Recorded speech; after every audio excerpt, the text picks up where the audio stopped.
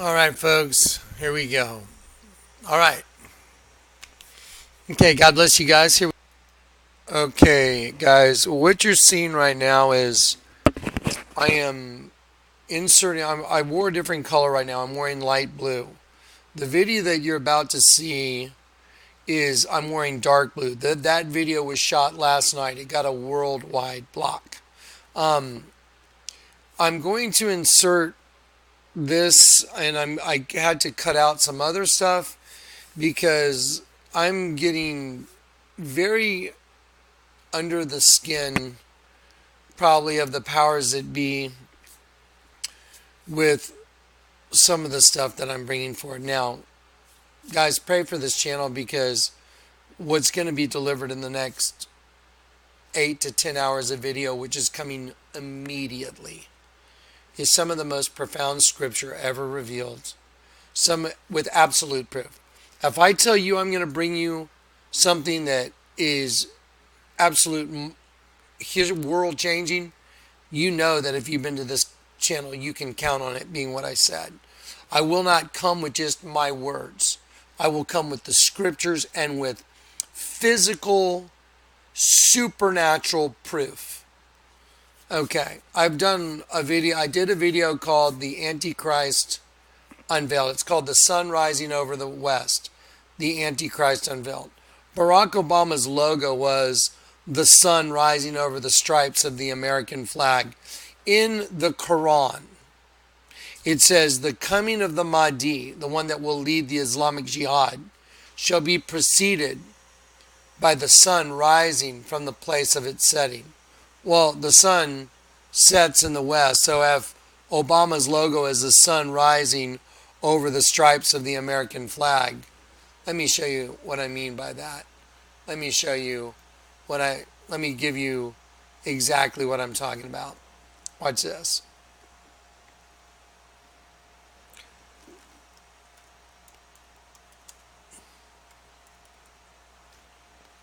Well, that's weird.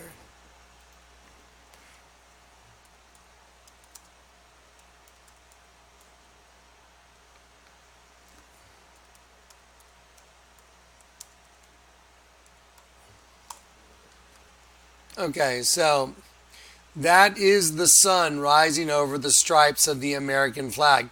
So that is a representation right there. That is a representation of what it says in the Quran. The coming of the Mahdi shall be preceded by the sun, represented right here with the letter O for Obama. The sun rising from the place of its setting, Obama. Okay, so Obama's logo for his presidential campaign was the sun rising from the place of its setting, the west. That's what his logo was. Go look it up. It's in the Quran. I put it in a video. Now I'm going to show you a really short little video of some stuff you may or may not know about. But guys, the time's coming. I guarantee it. I'm going to deliver in this video. I'm going to get you ready for all the data that's coming now. Scriptural revelation that is going to change the world. The same as Genesis 1. The Lord let me change the world by revealing Genesis 1. He let me show you there's an altar that's inside of a big snake. A building called the Vatican is really a big snake. The whole building's built like a snake wearing a crown.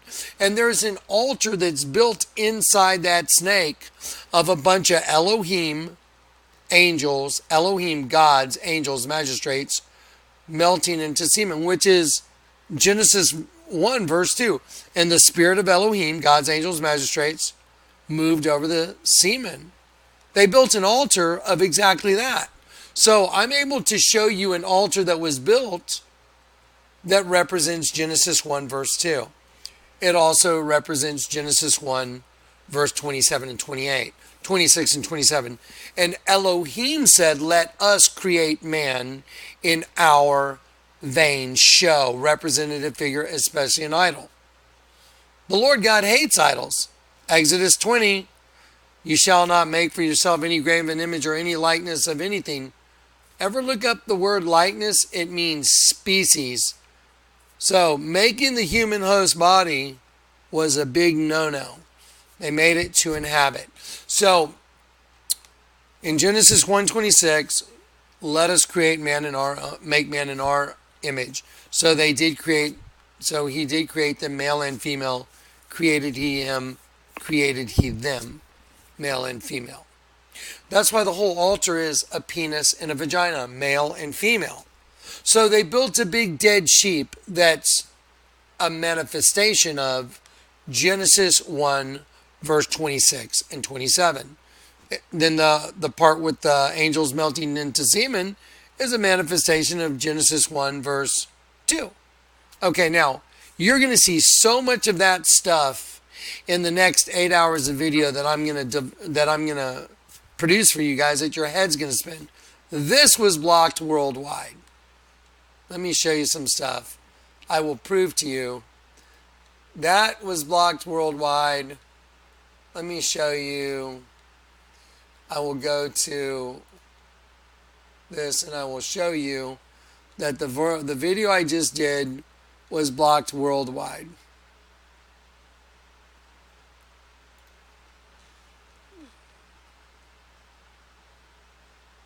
There it is. Blocked worldwide. This video is found to contain copyrighted material. As a result, it's been blocked worldwide. This one. Okay. That's the same video that I'm doing right now. And they're blocking it because I'm revealing their system. Their stuff is being found out. They don't want you to know the truth. The biggest threat to their system is the truth. They don't care if you watch the news. They don't care if you protest Republican, Democrat. They don't care about any of that stuff. As a matter of fact, they want you to be in the fight going back and forth. The only thing the enemy doesn't want you to know about is the truth. You'll know the truth, and the truth will set you free. That's going to be a main part of this video right now. Again, right now what I'm doing, I'm coming back to fix that video that was blocked worldwide. So I've had to make some adjustments. You are literally living in a situation like the movie They Live.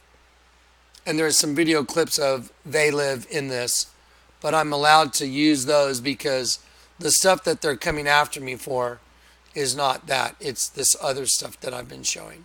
Get ready. You ready? Okay. Here we go.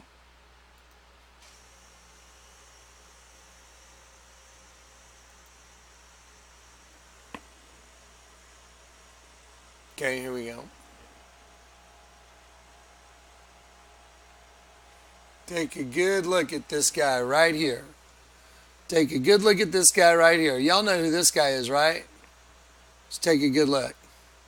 Get one Michael Levine Robinson. Missing to this day? Or did he pull off a daring caper to become First Lady of the United States of America?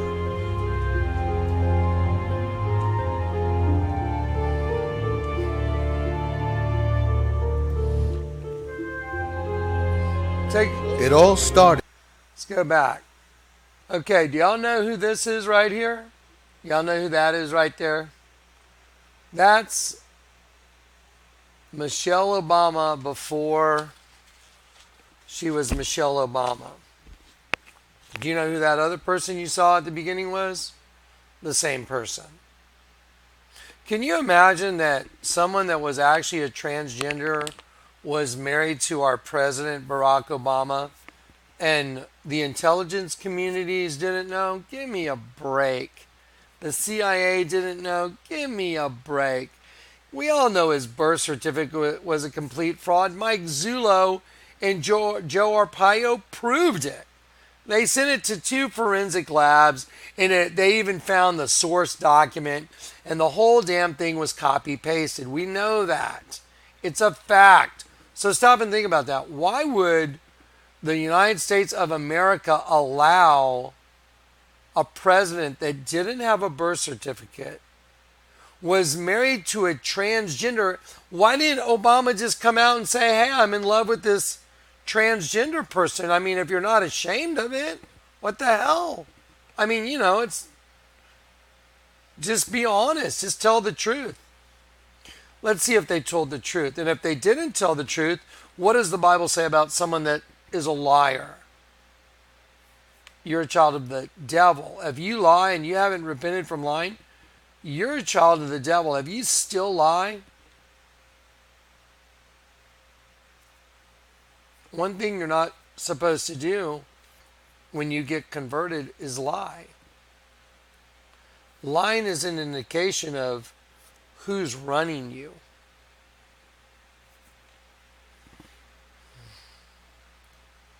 Look at that right there. Look at the height of this person. Does that look like Michelle Obama?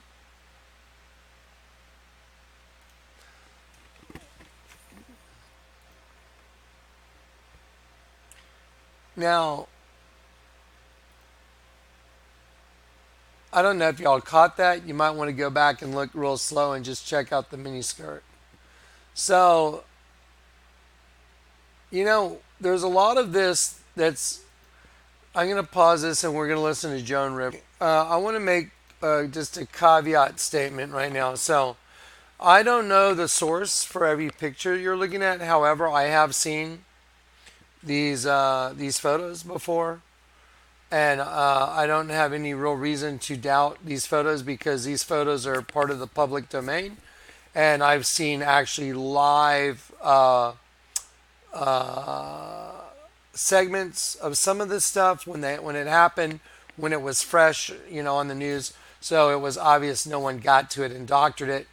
But I'm going to go ahead and let this play and let you guys decide for yourself. It's not that this is a tantamount importance of this video, but just think of the ramifications that if Barack Obama didn't have a birth certificate, which he did not, I don't care what anybody says. Go to whitehouse.gov and do it yourself. I did. I went to whitehouse.gov and looked at the birth certificate, and then I went and did my due diligence, and I went and watched Mike Zullo's presentation, and I watched the putting together of a document that had a source document and one that was pieced together through Adobe Photoshop, and the layers were all there, so it's not refutable. So if they proved it was a phony, how is it that he stayed in office? How is it that all this stuff happened? How is it that he's not in jail? That doesn't make sense. Isn't it funny right now the problem we're having in our Justice Department with Comey, Brennan Clapper, Obama, and Loretta Lynch, and Susan Rice, and the entire Democratic Party? Isn't it fascinating that it all stemmed from the Obama Justice Department? Isn't it wild? The spying and all that? It's pretty wild. So I'm going to let you watch this little short video clip, and then I have a video that I did from last night, and I'm going to show you the most important thing that you need to know at this time right now if you're alive in this world. Number one, you need to know the truth, and the truth will set you free. That's number one. You need to know the truth, and the truth will set you free, and the rest of this video is going to get you ready for it. Okay, so anyway, here we go. But I'm going to show you this little clip.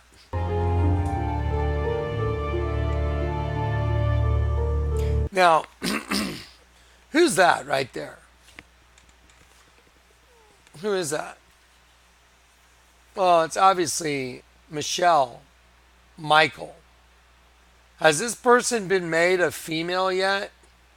Well, let's look at this. Let's look at this person. Who's this person? At that time, Barack's boyfriend, Michael LaVaughn Robinson. Huh.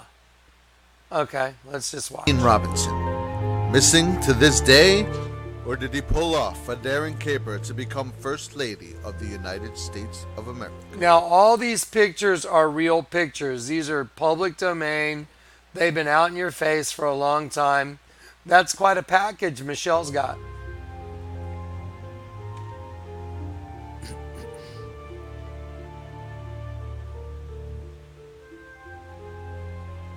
It all started back on September. That's a little bit disturbing. I don't know. Is this Photoshop? September 4th, I don't know. 2014. After comedian Joan Rivers died while undergoing a routine surgical procedure.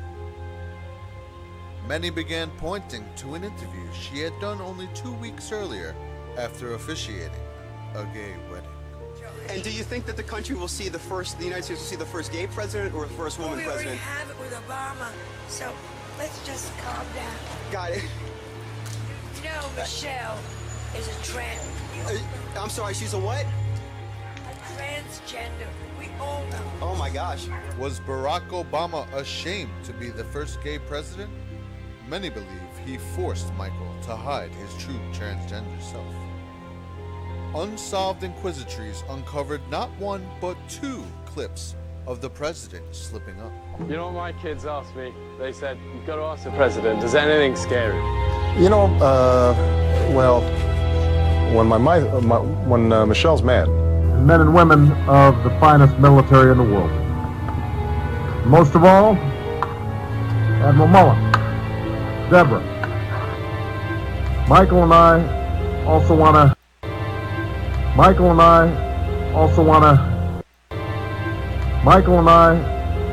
to acknowledge your son Jack, who's deployed today. All of you have performed extraordinary service to our country. In addition to this mystery, several people have pointed out a striking resemblance between their children and family friends Martin Nesbitt and Anita Blanchard. Okay, so these are family friends, Martin Nesbitt and Anita Blanchard. Take a look at this girl's face and look at this. Look right here and look right here. Look at here and look here. Look here and look here. I mean, that is hard to discount. And in one final twist, you could see Michelle Obama here. Everyone saw this on the Ellen DeGeneres. I mean, there's a lot of junk bouncing around here. On the Ellen Show, with a certain something swinging to the music. Or here, where she was caught fixing herself while exiting from this building. With all this evidence, is it really still a question?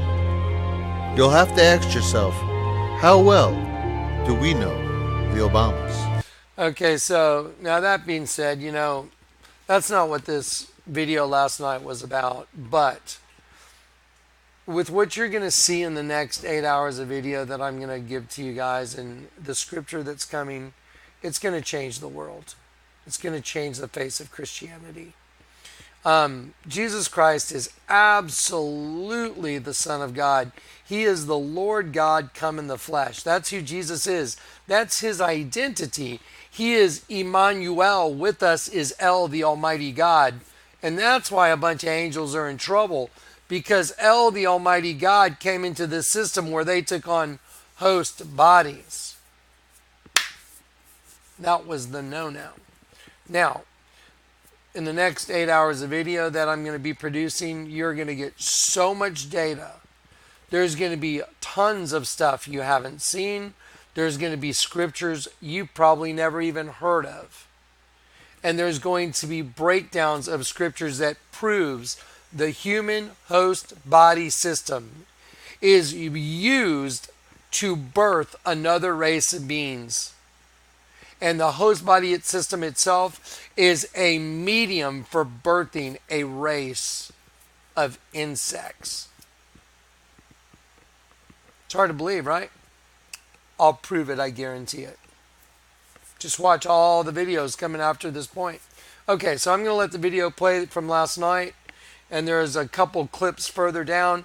But this entire thing that you're in is no different. This entire dimension that you're in, you're trapped in a dimension called the flesh. And it is literally like the movie They Live. And if you had some glasses you could put on and see the other race, it would be, you know, like the movie They Lived. I can give you those glasses. I guarantee it. I can give you the ability to see the other race of beings. I guarantee it. Just watch the next 8 hours of video. Your life will change forever. I guarantee it. Okay, guys. God bless. Have fun. Here we go. Guys, I've been very prayerful about everything I have to do for you guys, and the Lord has very directly communicated, you will reveal everything. So anyway, yeah, like I said, so I've been very prayerful about what I'm going to reveal to you guys. Now here's the other thing. Again, that explanation I gave to you the other night about knowing all the steps on the chalkboard is tantamount in understanding what's going to be delivered to you.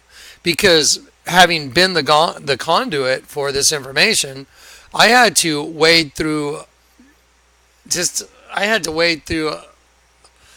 a swamp of crap to get to it.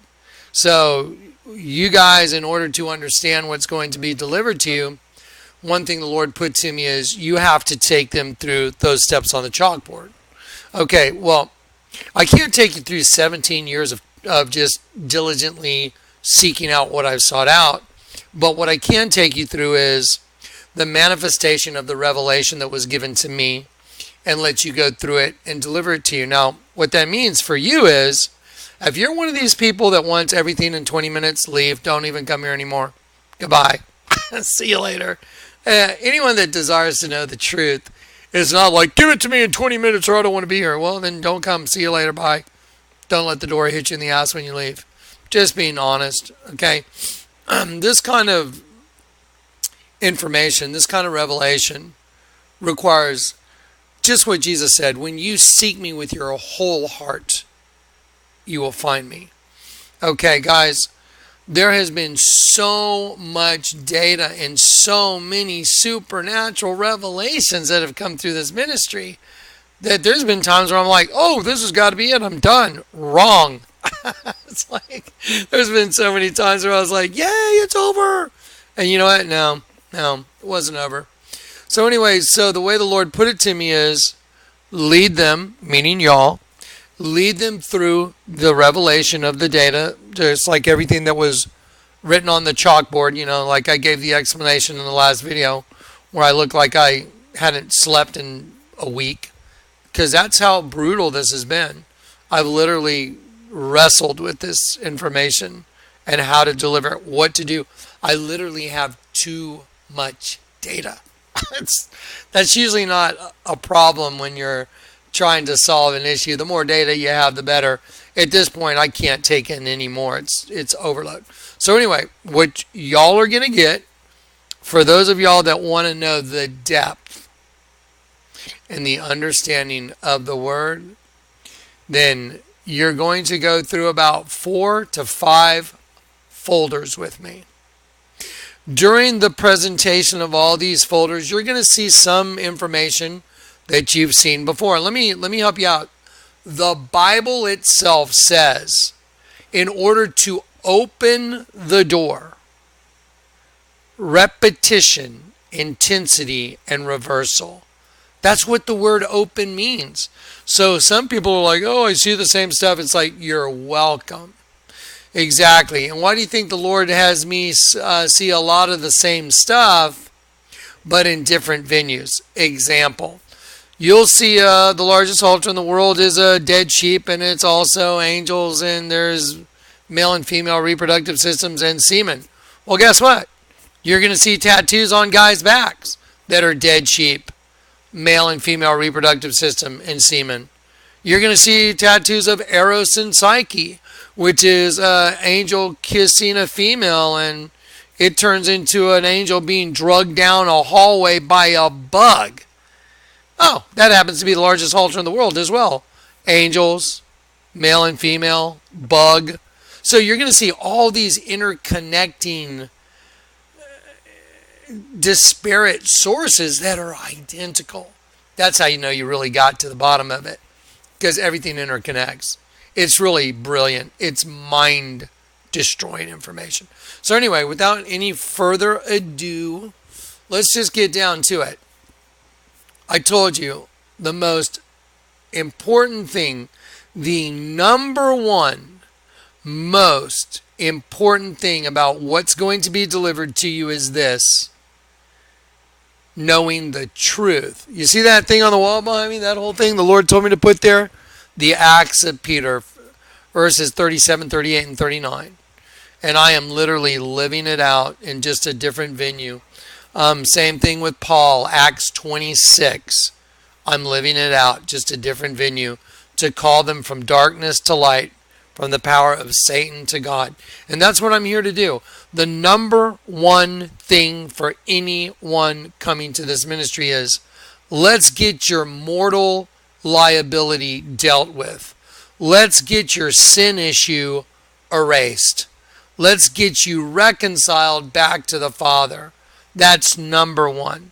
Then all the super cool data that you're going to get to see in these next 4, 5, 6, 7 hours of video is just icing on the cake. Okay, and you'll see the depth of where this goes. Now, for the scriptural atomic bombs, I'm going to save those towards the end. And the reason is because you need all the steps on the chalkboard before I give you the stuff that would make you turn into Beaker from the Muppets. Okay? I don't want to see everybody running around just freaking out because you didn't get the other steps on the chalkboard. So the Lord told me just do it.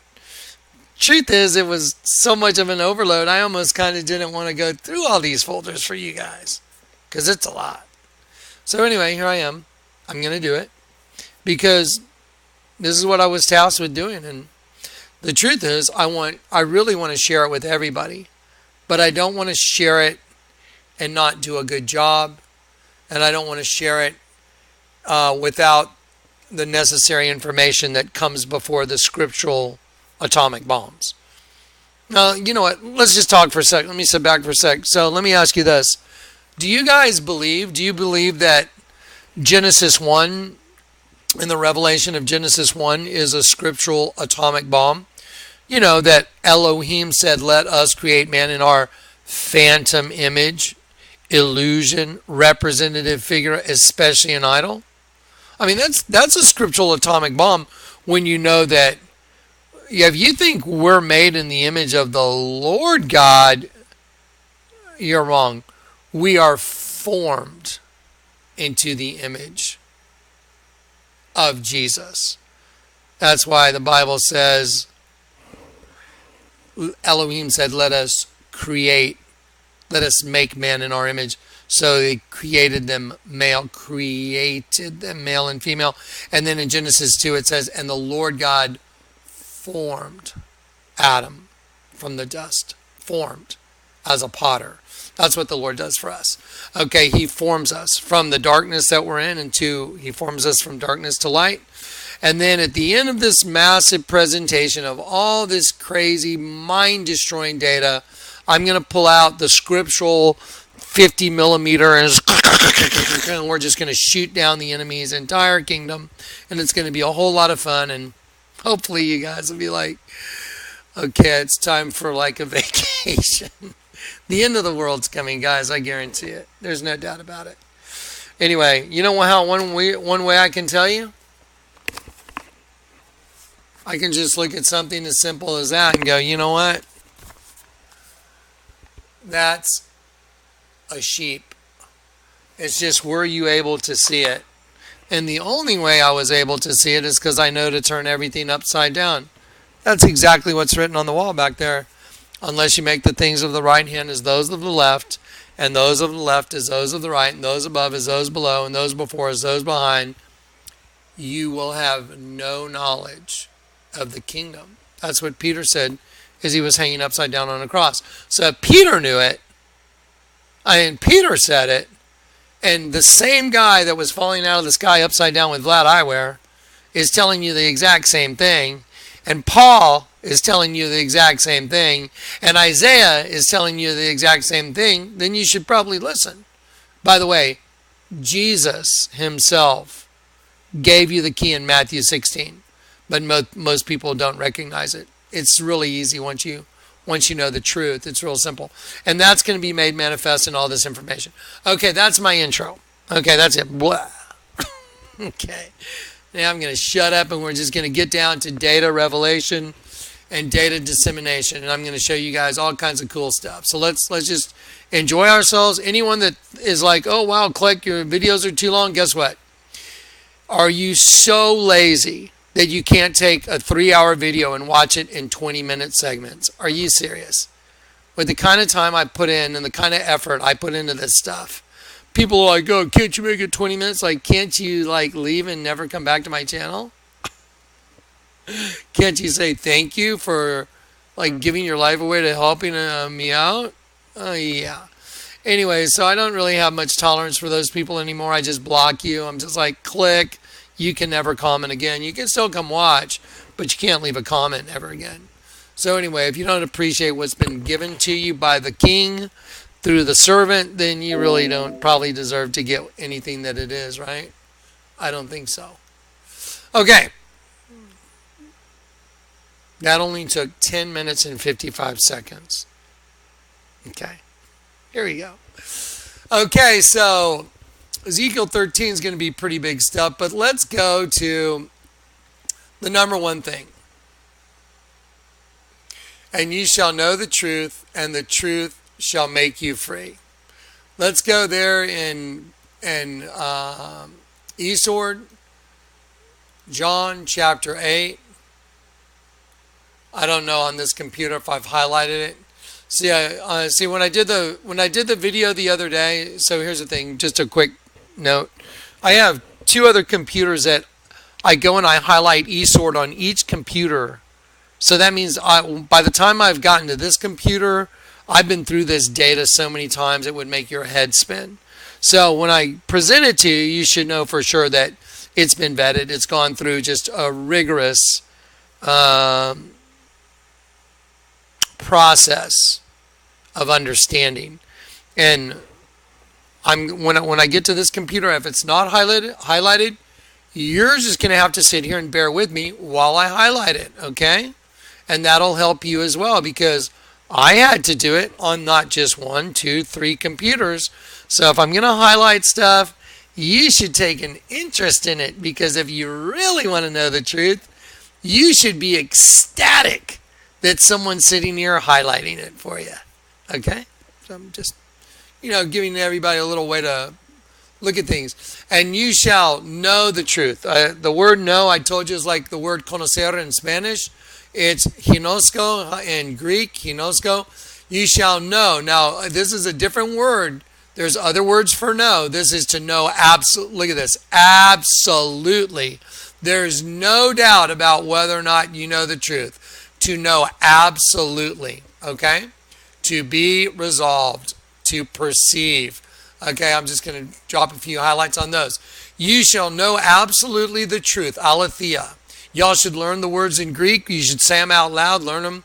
Aletheia. It means truth. And it's from the root of the word, and which is G227. It means true as not concealing. That is so important, because look, I'm going to go right up here. And hang on one second. Let me go right up here.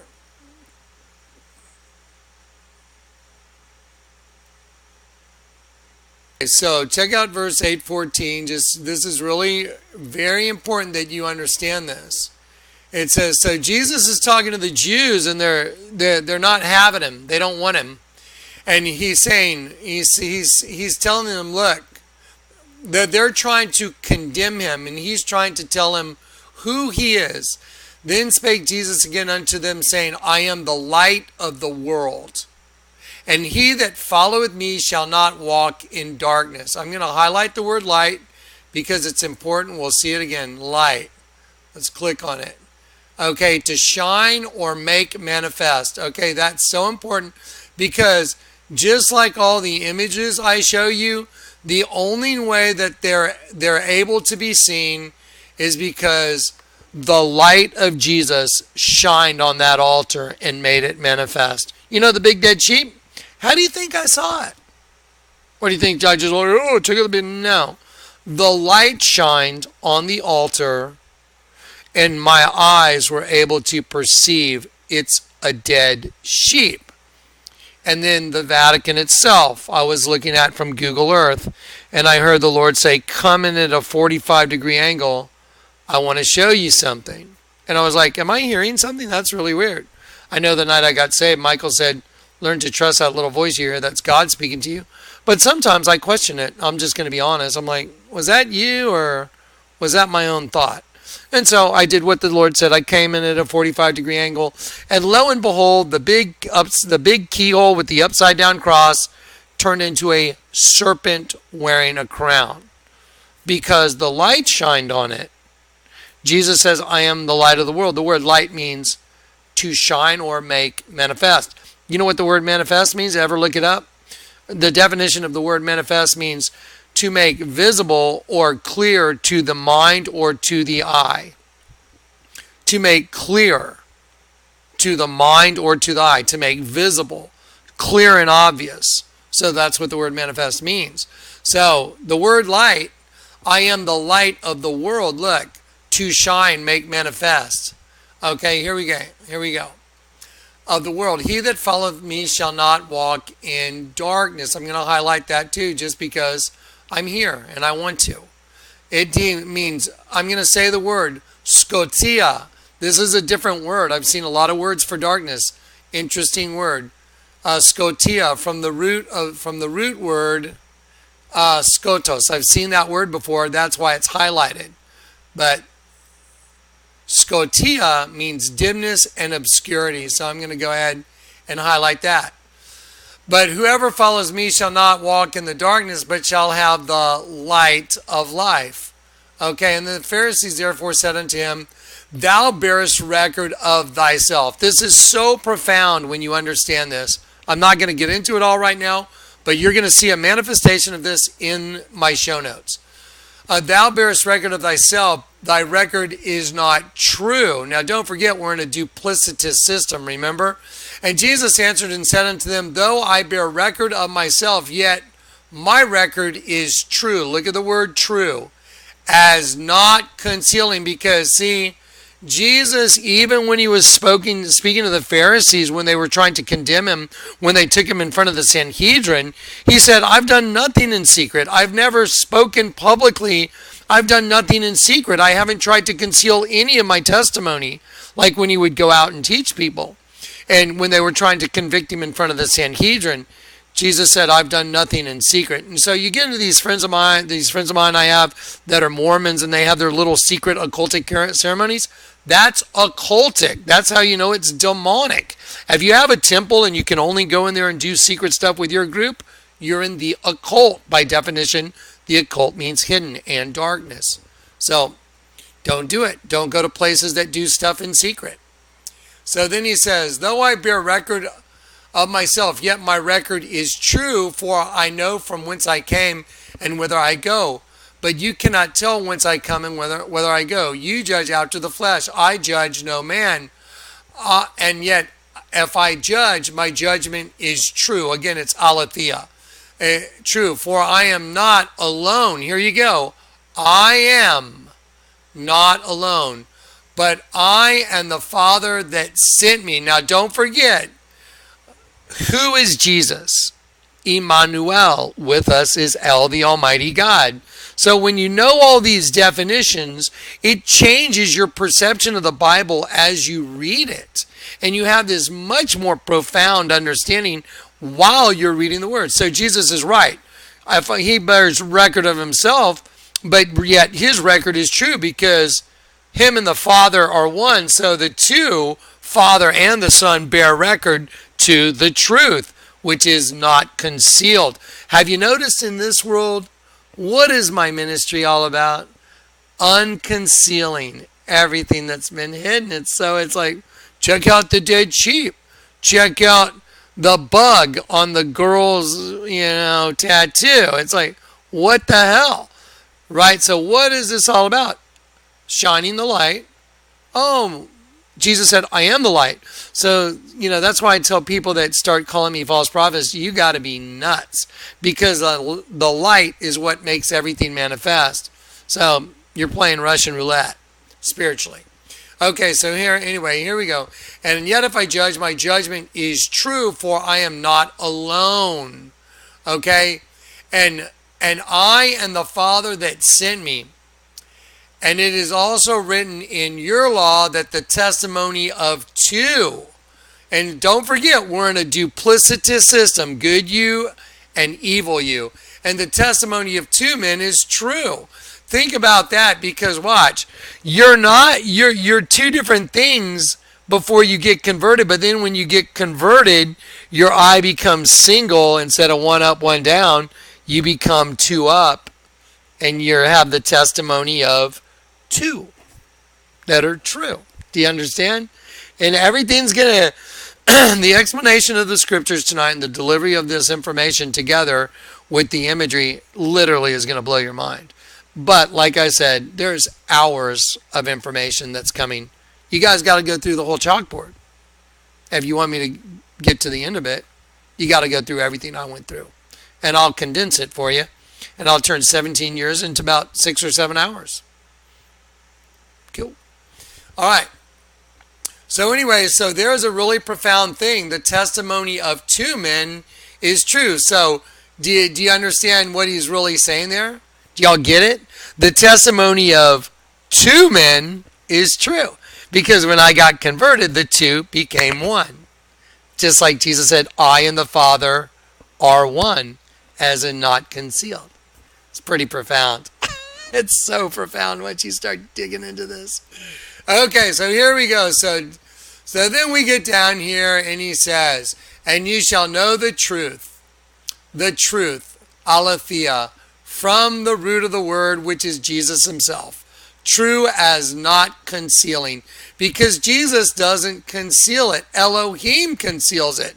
That's why it says in Proverbs 25, it is the glory of Elohim to conceal a matter, to hide self.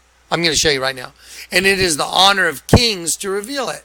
So you know what? I'm just going to go slow and I'm going to do all the scriptures just like y'all are, my best friend sitting here with me going over it. Watch.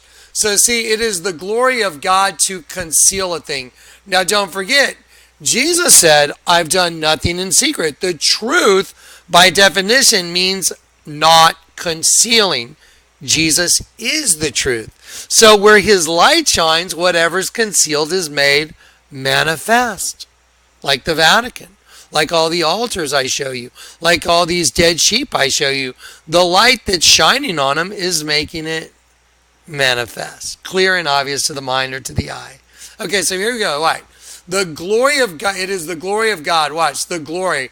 Properly weight of Elohim. Gods that are of the supreme God. Angels and magistrates. It is the glory of Elohim to conceal. To hide by covering, to conceal oneself, to hide oneself. So it is the glory of Elohim to conceal themselves. Well, what do you think I'm showing you when I'm breaking down these altars? Let me show you where they're hidden. Elohim are hidden inside host bodies. And that's where they hid themselves, inside host bodies. It is the honor of kings, and look at the word honor. The word honor right here is the exact same word as glory. It is the glory of Elohim to conceal a thing, and it is the honor, 35:19, properly weight, because it is a weight. It's been the greatest weight I've ever carried. It is the honor of kings. A king, look, to reign, to ascend to the throne. Now don't forget, we all become Israel. All of us, we all become Israel. Excuse me, we all become Israel. He will rule. Israel means he will rule as El. And we're the cumulative sum. Each one of us is a little piece of Israel.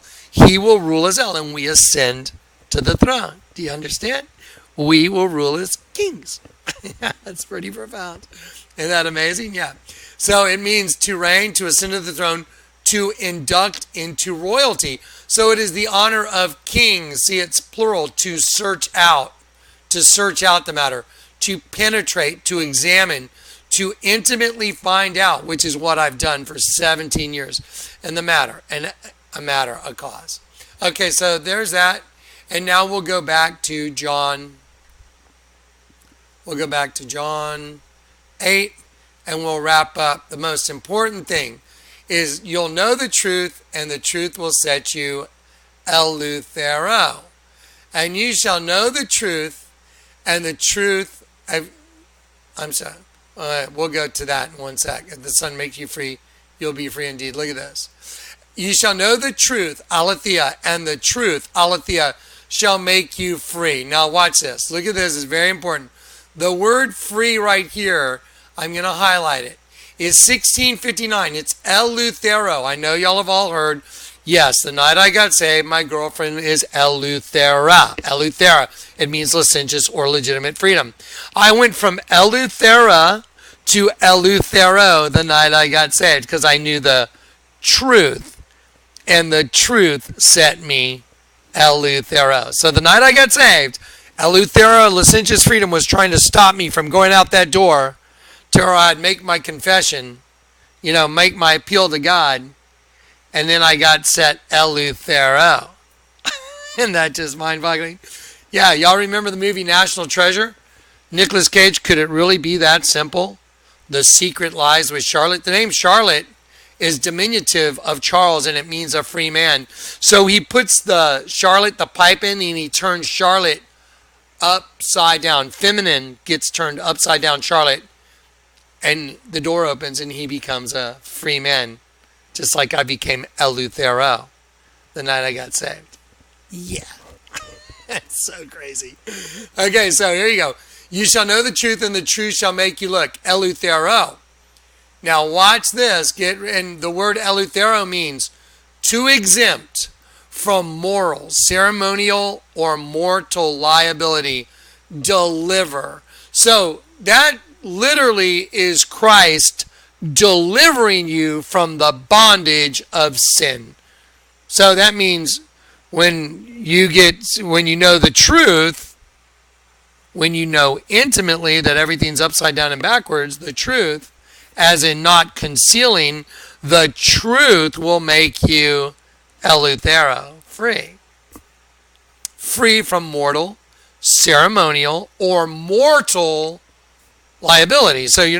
So being immortal is no longer liable, so I've overcome death. Because being immortal, the thing about the liability of being immortal is you die. That's the problem. Yeah, and that's what holds everybody slave their whole life. Okay, so now watch. Now, ready? The word free is 1659. Now you want to see something really cool in the scriptures, yeah? I got to show this to you. Watch this. Ready? Check this out. Okay. And if the Son, a son, okay, we know it's the Son. It's capital S-O-N. If the Son, therefore, shall make you free, look at that, eleuthero, ye shall be free indeed. It's a different word. It's 1658. You shall be free indeed. Look at the word free. Eleutheros. Do you know why? It means unrestrained. Do you know what that means? You're able to go at pleasure. That is, as a citizen. So God's angels, I'm sure, get to do quite a bit of stuff. And it says exempt from obligation or liability. A free man, woman at liberty. So if the Son sets you free, eleuthero, free of mortal liability, then you're free, eleutheros, to come and go as you please. You're free indeed. It's pretty cool, right? There you go. Okay, so now, we could get further into the scripture because this is important when he talks about y'all are from beneath, I am from above. And so you seek to kill me. And he tells them, you are from beneath, I am from above. How come you don't understand my speech? Because you are of your father, the devil. And that was to every one of us, because we are all children of the devil until we get converted and our eye becomes single. I'm going to do this every time I do that because this is what conversion really is. Inside of you is a superhuman angel demon. And we got to deal with the demon and got to flip that demon. And we got to get the system to where you got two right side up eyes, not one right side up, one upside down. So your eye becomes single. And by the way, I'm going to show you the Sistine Chapel that's got the whole dragon. One eye is a beam being erected on top of the Lion of the tribe of Judah, and the other eye is a cross that's falling down, representing the race of beings that's Christians with their arms tied behind their back. One race is dying while another race is erecting the beam. And that's a representation of Matthew 7. Why dost thou consider the mote that's in your brother's eye when there's a beam in your own? And what it really means is you're a race that's dying, that's becoming something else. So to sit there and try and pick out something wrong with somebody else is just an absolute joke, because you're actually on your way to becoming another race of beings. And that's how profound this is. That's why Lady Gaga said it in her little Grammy Award speech. You know, my performance at the Grammy Awards is about a new race of beings being birthed within the human race. She's exactly right. The host body is a birthing ground for a race of beings from the other side. There you go. Okay, now I'm going to show you a clip from a movie called They Live. Now, in the movie They Live, it's John Carpenter's. You should go watch it. It's a great movie. This guy's got sunglasses, and if you put on the sunglasses, you can see there's another race of beings that's literally using the human-based race as herding them like cattle. It's exactly true. Did you know John Carpenter said that it's really a documentary, not a science fiction film? He said it's a documentary. He's right. It is. Isn't it odd I had a sunglass company come out of the darkness into the light with Vlad eyewear? I mean, you know, you can't make this stuff up. You just can't even think it up. Okay, let's watch this. This will be good. Okay, here we go. Hopefully I'm going to play like little clips, and then I'm going to pause because I don't want to play it all. I don't want a codec issue, but I'll give you enough to understand it. So here we go. So here he is, comes walking into the grocery store.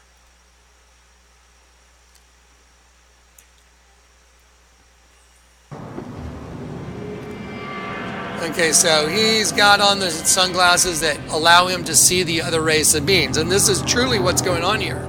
So look, he walks in, everything's in color. He's looking at everybody. And now you're seeing through his sunglasses.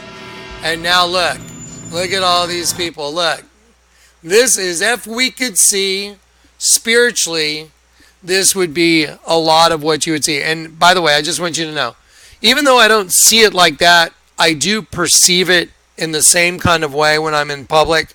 There will be people that look at me and they go, "Hey, what's going on? How you doing?" I have it happen all the time.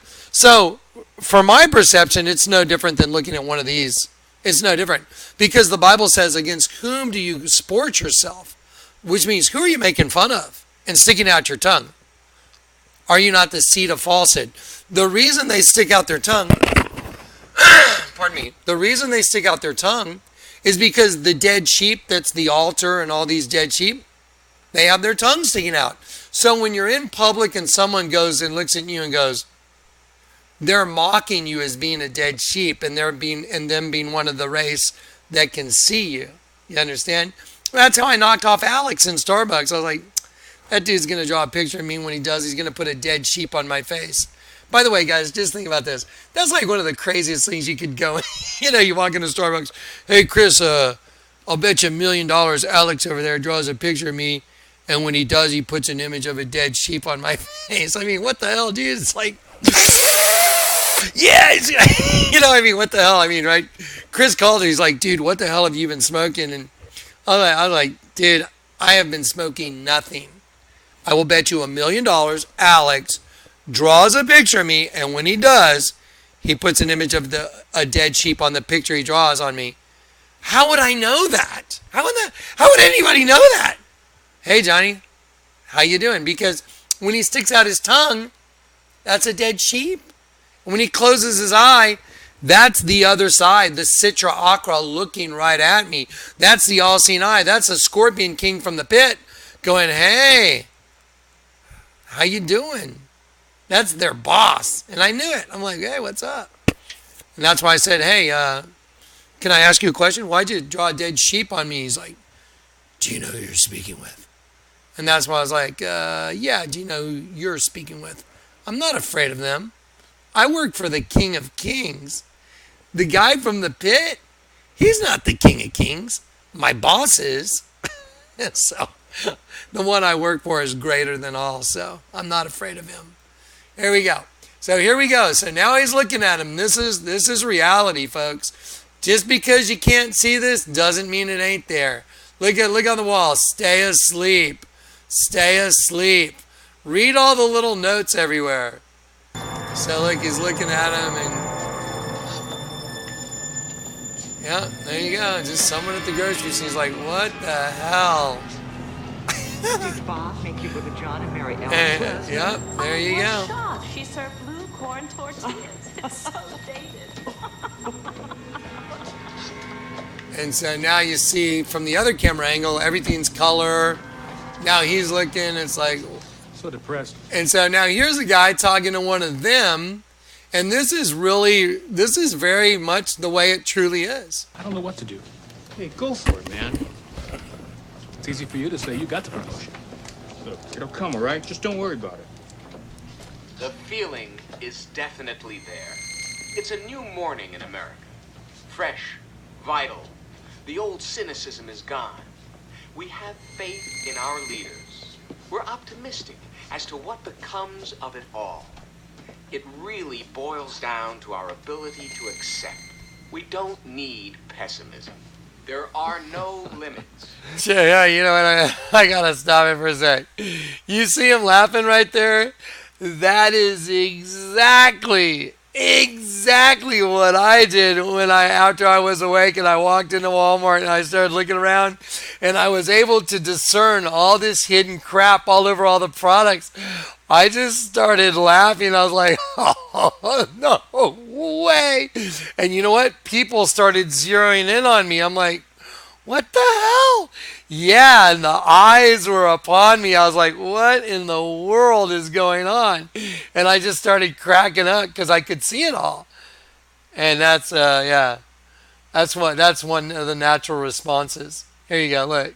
It figures it would be something like this. Our nation, our ideals of vision. Excuse me. Just survive. You know, you look like your head fell on the cheese dip back in 1957.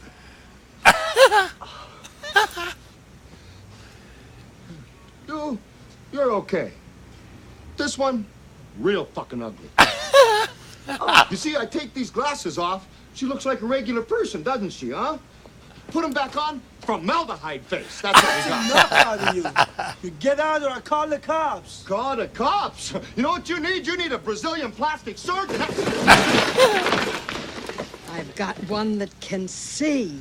There you go. I've got, check it out. Did you know the day that I got saved, I was in a high-speed chase? It's on YouTube. I put my testimony on YouTube. It was the second high-speed chase I was in. And that day I was like, how are these people finding me? I was like, I've got to have my car tagged. You know, there had to be a beacon on my car because I would lose these people. I'd be doing 90 miles an hour down a 30-mile-an-hour street called North New Braunfels, and I ditched them. And I double backed, and there's no way they could have found me. And then next thing you know, here they are again. And I'm like, what in the hell is going on? I had to abandon my car that day. The night I got saved, I was in a friend's car. And I was like, how are these people zeroing in on me, man? What the hell's going on? And I didn't know if it was, something from my past. I couldn't figure out who are these people. And that's why I had to get Ellie Thera out of town because, I was concerned for not just my safety, but if these people, if they're there to, do the wrong thing or to take me out, I didn't want her to get caught up in it. So that's why I had a room at the St. Anthony to try and get her out of town and to keep her in a very public place so she could stay there and I'd go back to my house and then whoever was after me, I could deal with them at my house or whatever. And anyways, this is fascinating. Anyway, he can see.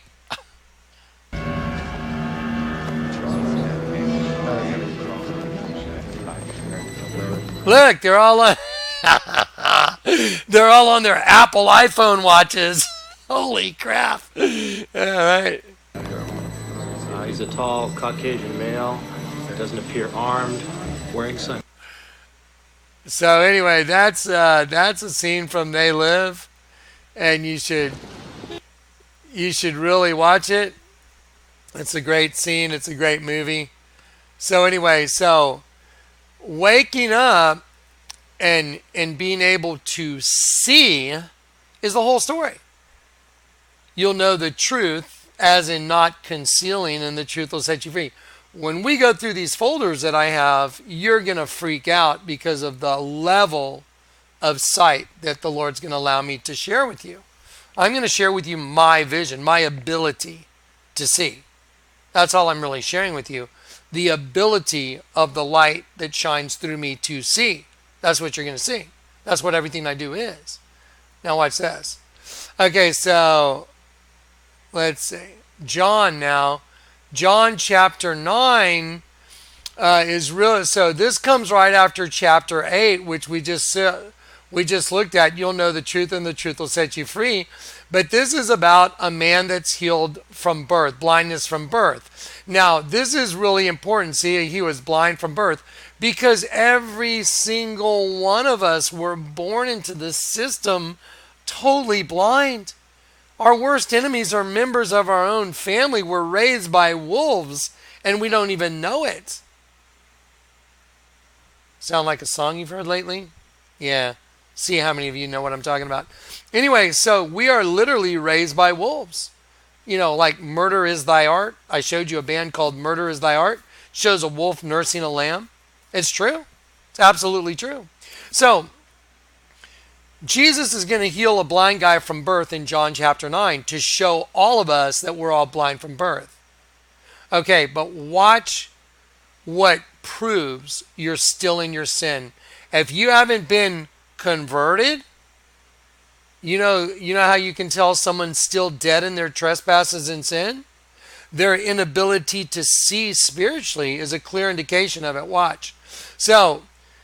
So here we are. Jesus is saying, I am the light of the world. So let's go back to eSword. By the way, if you don't have eSword, you should get it. And Jesus passed by and saw a man which was blind from his birth. It says physically or mentally blind, and then to envelop with smoke, to inflate with self-conceit. Okay, so that's another way you're blinded. Okay, what was to be lifted up with pride? That was Lucifer's offense, wasn't it? Pride. Okay. And then it says, and Jesus said, so the disciples said, Master, who did sin, this man or his parents, that he was born blind? Okay, now remember, we're all born blind. And Jesus said, neither has this man sinned nor his parents, but that the works of God may be made manifest, so that the works and act, the doing, the labor of God should be made manifest, to render apparent. Okay, now, again, one reason God gives his servants supernatural gifts is so other people will know that that person actually works for the Lord.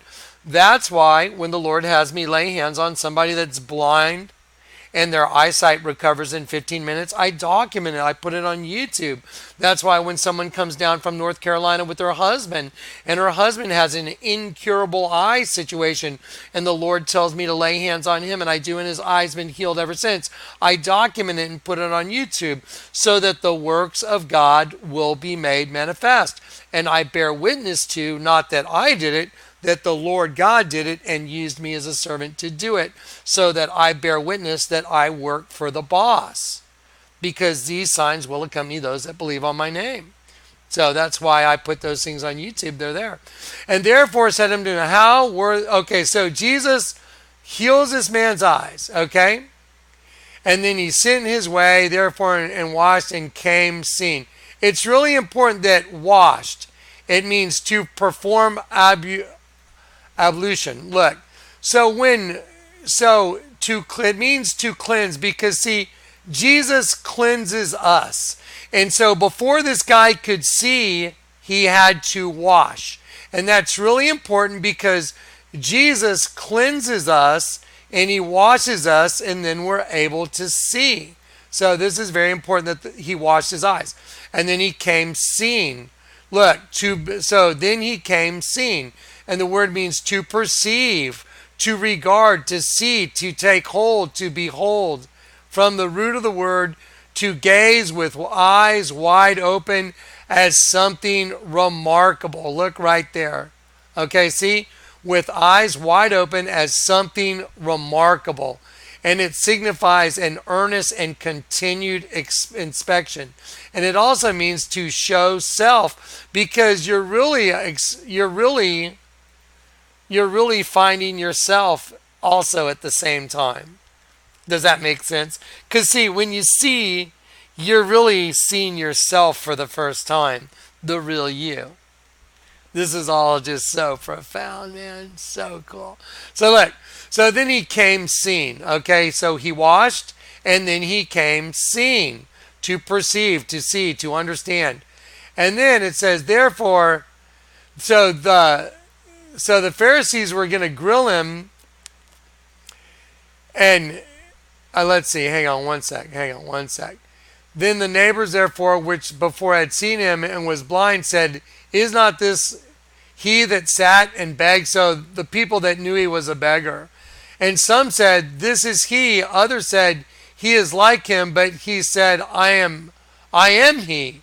Therefore said they unto him, how were thy eyes open? So now the people that are around that knew this guy was a beggar, they're like, how were your eyes open? Because you were totally blind. And this is how profound getting saved is. It's that profound. How were thine eyes? The eye, literally or figuratively, by implication, vision. Look at this. Opened. It means to open up, but it's always the same. Watch. Properly up. See, I told you. Repetition, intensity, and reversal. That is the way you open someone's eyes. You turn things up because everything's upside down and backwards. So you turn it up and you do it repetitively with intensity and reversal. What do you think I do? That's why people click, you're so repetitive. You're welcome. I have to unprogram you from your entire life of living in total blindness. So the way to do that is to turn things up, repetition, intensity, and reversal. Click, you're so repetitive. You're welcome. Jesus made me that way. Okay, anyway, let me take these off. Okay, now, here we go. Now watch this. Here's how you know someone's still in their sin. Ready? So, Jesus says, for judgment, look at the word he used, I am come into this world. Let me ask you guys a question. Is that any way to speak that sentence? I am come into this world? No, it should be I have come into this world. I have come into this world. I am is the name of God. I am. He's showing you who he is. I am come into this world that those that see not might see. Ready? Look. I am. For judgment, I am come into this world that they which see not, perceive not, might perceive. And they which perceive, see, might be made blind. Okay, so it's a reversal. So we're taking over their system. And Jesus said unto them, okay, now look. Now this is where you got to understand this. This is where you know someone's still in their sin. And some of the Pharisees which were with him heard these words, and they said unto him, are we blind also? See it right there? So the Pharisees are saying, hey, and they're being really arrogant. They're like, hey, are we blind also? You know, hey, what are you saying, we're blind? And Jesus said to him, if you were blind, you wouldn't be guilty. But your guilt remains because you claim you can see. So when I show you the Vatican is a big snake and you don't understand it, same thing.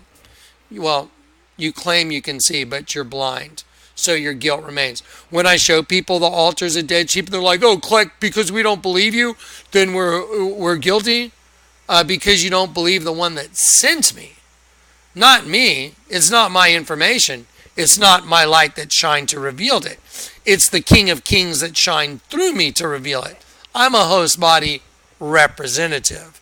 I'm an interdimensional being looking for my brothers and sisters that are lost in a dimension called the flesh, and I'm here to shine lights on all the stuff I can to help wake up my brothers and sisters that were caught in a snare by the devil.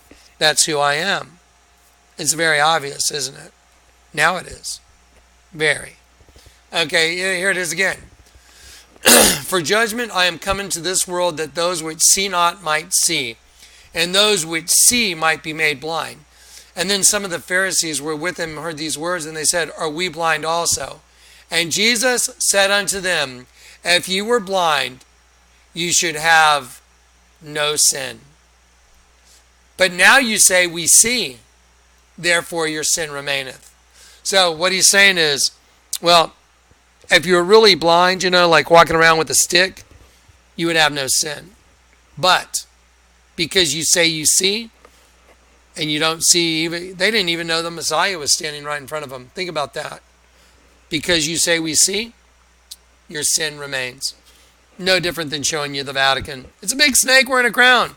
If you don't understand it or you don't care, that means you're blind. You can't perceive the truth.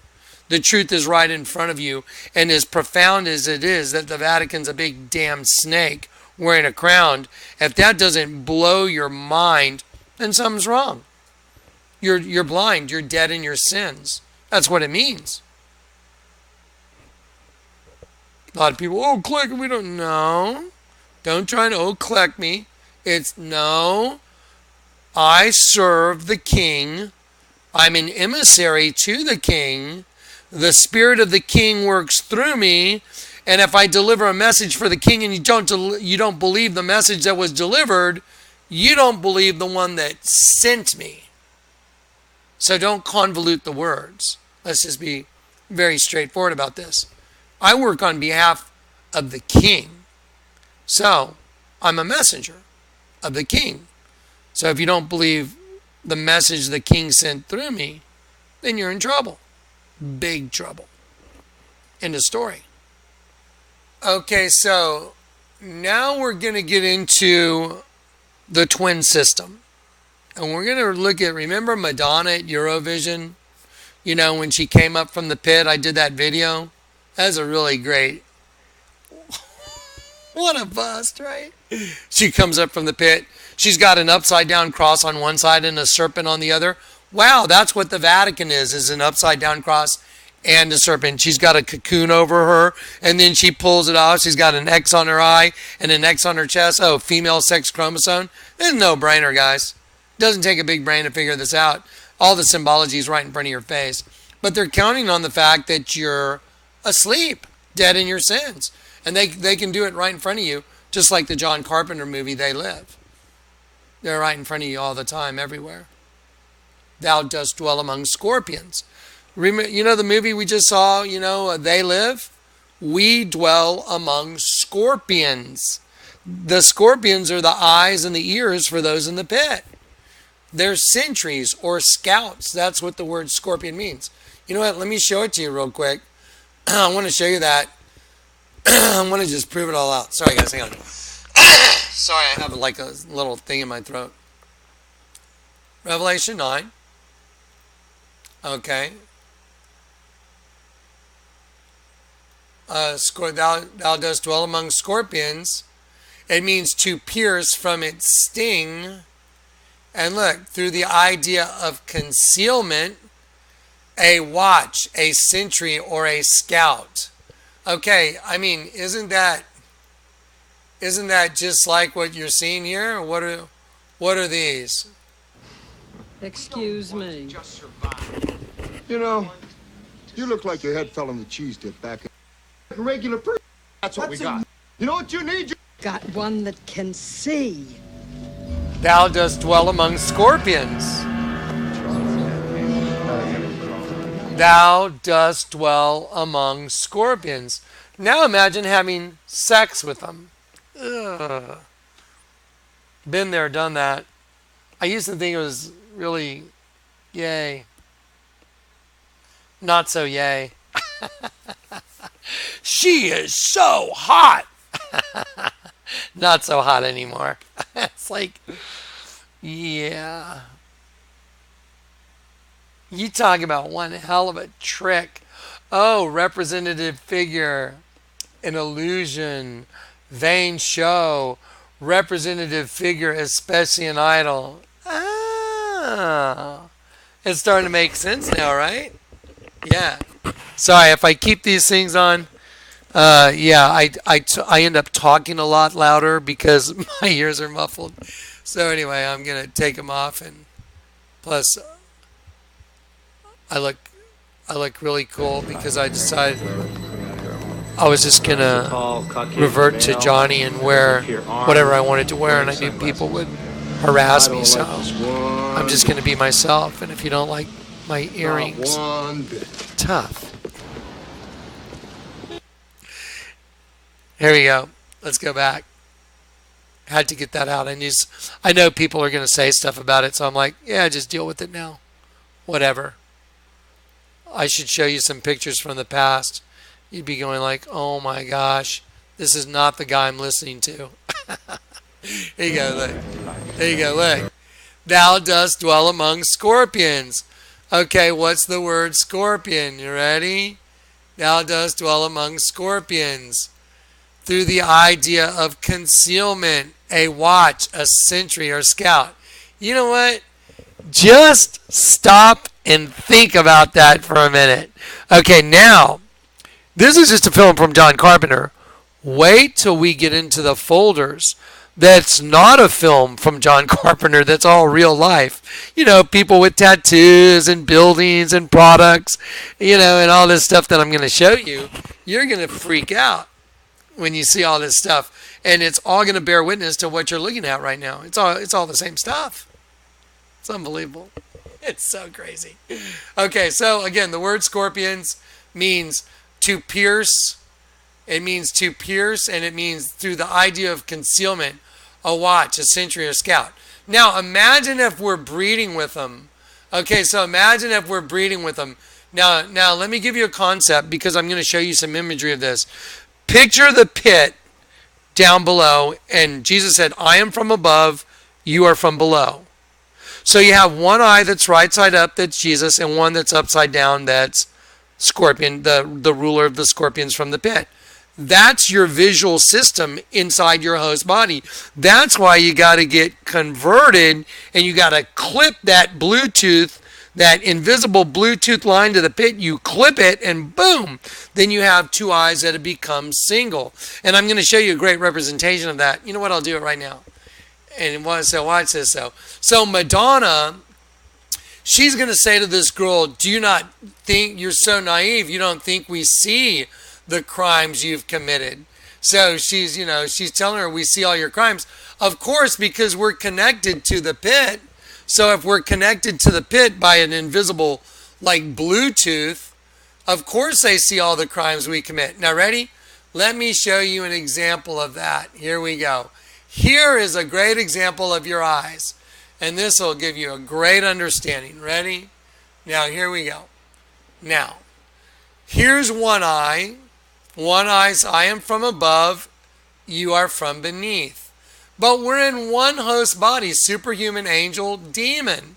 So, in every host body, you have the one bad eye and one good eye. This is your condition. Now, remember in Matthew 16, Jesus told Peter, I'm going to give you the keys to the kingdom of heaven. He renames him Petros from Simon, son of Jonah. And the reason he does is he's going to name him Petros because he knows Peter's going to be the first building block on the new temple. Because Jesus gets crucified and then he's risen from the dead, and then he sees Peter and he calls him Simon, son of Jonas 3 times. And he says, by the way, Peter, your death is going to glorify God. And Peter was crucified upside down on a cross. So Jesus is right side up, Peter is upside down. That's the system that we're in. And in order to get converted, you got to turn everything up. You have to open the door. Turn it up. repetition, intensity, and reversal. Got it? Now watch. Okay, and I'll show it to you. Here's a great example. So this is your eyes right here. That's what your eye, that's the system right there. One eye's right side up, one eye's upside down. And that's why Jesus told it to Peter, no, like, here's little Wayne, who's all sold out. He's a little sold out homie because he wanted all the stuff of this world. God bless his little heart. I feel sorry for him. He probably was raised in a really rough, brutal system, and this was a way to at least get stuff in this world. So he sold out. Look at his right side up cross with upside down cross, and look what's right in the middle. A delta symbol. Delta means change. So that's the ruler of their system, is the pyramid with the all-seeing eye. Well, let me show you the system.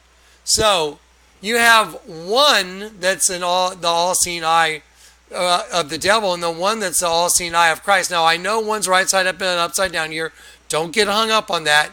This really, the one that's on the bottom really represents Christ, because the servant of all is the greatest of all. So the one on the bottom that serves everything is the greatest. Satan's kingdom is the opposite. Satan's kingdom is the pyramid where everything below serves the one on the top. Jesus is the opposite. Jesus is an upside down pyramid where the one on the bottom serves all above it. And we're all building blocks on that. So Jesus is the capstone, and then we all get built into this upside down pyramid on the top. Does that make sense? That's the way it works. Because the greatest of all is the servant of all. He was willing to give his life, his entire life, to die for the well-being of everybody. Satan's like, oh no, y'all all serve me. Yeah. So let me show you what I'm talking about now. So that's Satan's system right here. Everything, every row serves the one on the top. If you turn this upside down, that's Jesus's system, because the one on the bottom serves everything, serves all those. So Jesus would be the one, and I'm not making allusion to this. This is the one you're from below and I'm from above. Don't use that statement for this image. Just remember, the servant of all, the eye down at the bottom, is the servant of all, is the greatest of all. And this represents Satan's kingdom. This represents Jesus's kingdom, because he serves everything above. Satan has everything serve him. And that represents the host body system. Isn't that amazing? That's what's in the middle of the Calipot. Oh, the hendecagram, that the statue of Liberty, Eleuthera, the statue of Eleuthera. The word liberty is Eleutheria. Yeah. Holding the penis on top of a hendecagram. And y'all are gonna get to see all this. I'm just gonna go methodically and just give you all the data and just go through it. I'll probably, when I'm done with this part, I'll call it part 1. I'll post it. And then I'll watch this. I'm going to have to watch every one of these myself just to know what I put in, part 1. Then I'll go to part 2. And then by the time I get to the end of 4 or 5 folders, I'm going to drop scriptures on you that are going to change the world forever. I guarantee it. I guarantee it. Here we go. Okay. And here's some other stuff I'll throw at you right now. That's why the double-headed phoenix. See, that's male and female energies opposing. So you got one bird, but it's got 2 heads, right? And we've seen that in the Catholic Church before, right here. You got the double-headed phoenix. It's one bird, but it's got 2 heads, and it's ruled over. See the crown on top? That's a serpent's head, and it makes a W, 2 intersecting V's, and it makes an X in the middle. See it? Okay, well, that's no different than, look, Day of Reckoning. The movie that came out, Day of Reckoning, where they all come out of the pit. Look at what they used look at what they used. That's no different than the double-headed phoenix. And the reason they did that is, Day of Reckoning. It's time when the double-headed thing comes out. That's the Day of Reckoning. I mean, it's a no-brainer. It's like Day of Reckoning. Well, yeah, the everlasting chains of darkness. Remember Jude? See, I'm always going to bounce around while I'm doing this presentation. When the scripture comes into my head, I'm just going to go straight there. What you're looking at is everlasting chains of darkness. Your host body, everlasting chains of darkness means forward and backwards ligaments of the body. Well, you're looking at it right here. See, one going one way, one going to the other. That's a double-headed phoenix. And the day of reckoning that's coming is all those angels that got caught up in that system. It says hell will rise. Exactly. That is the day of reckoning. So watch this.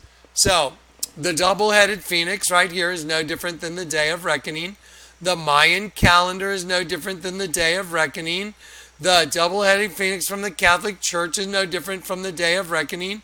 And then we'll go to Jude, and I'll show you Jude right here, what you just looked at. Here it is.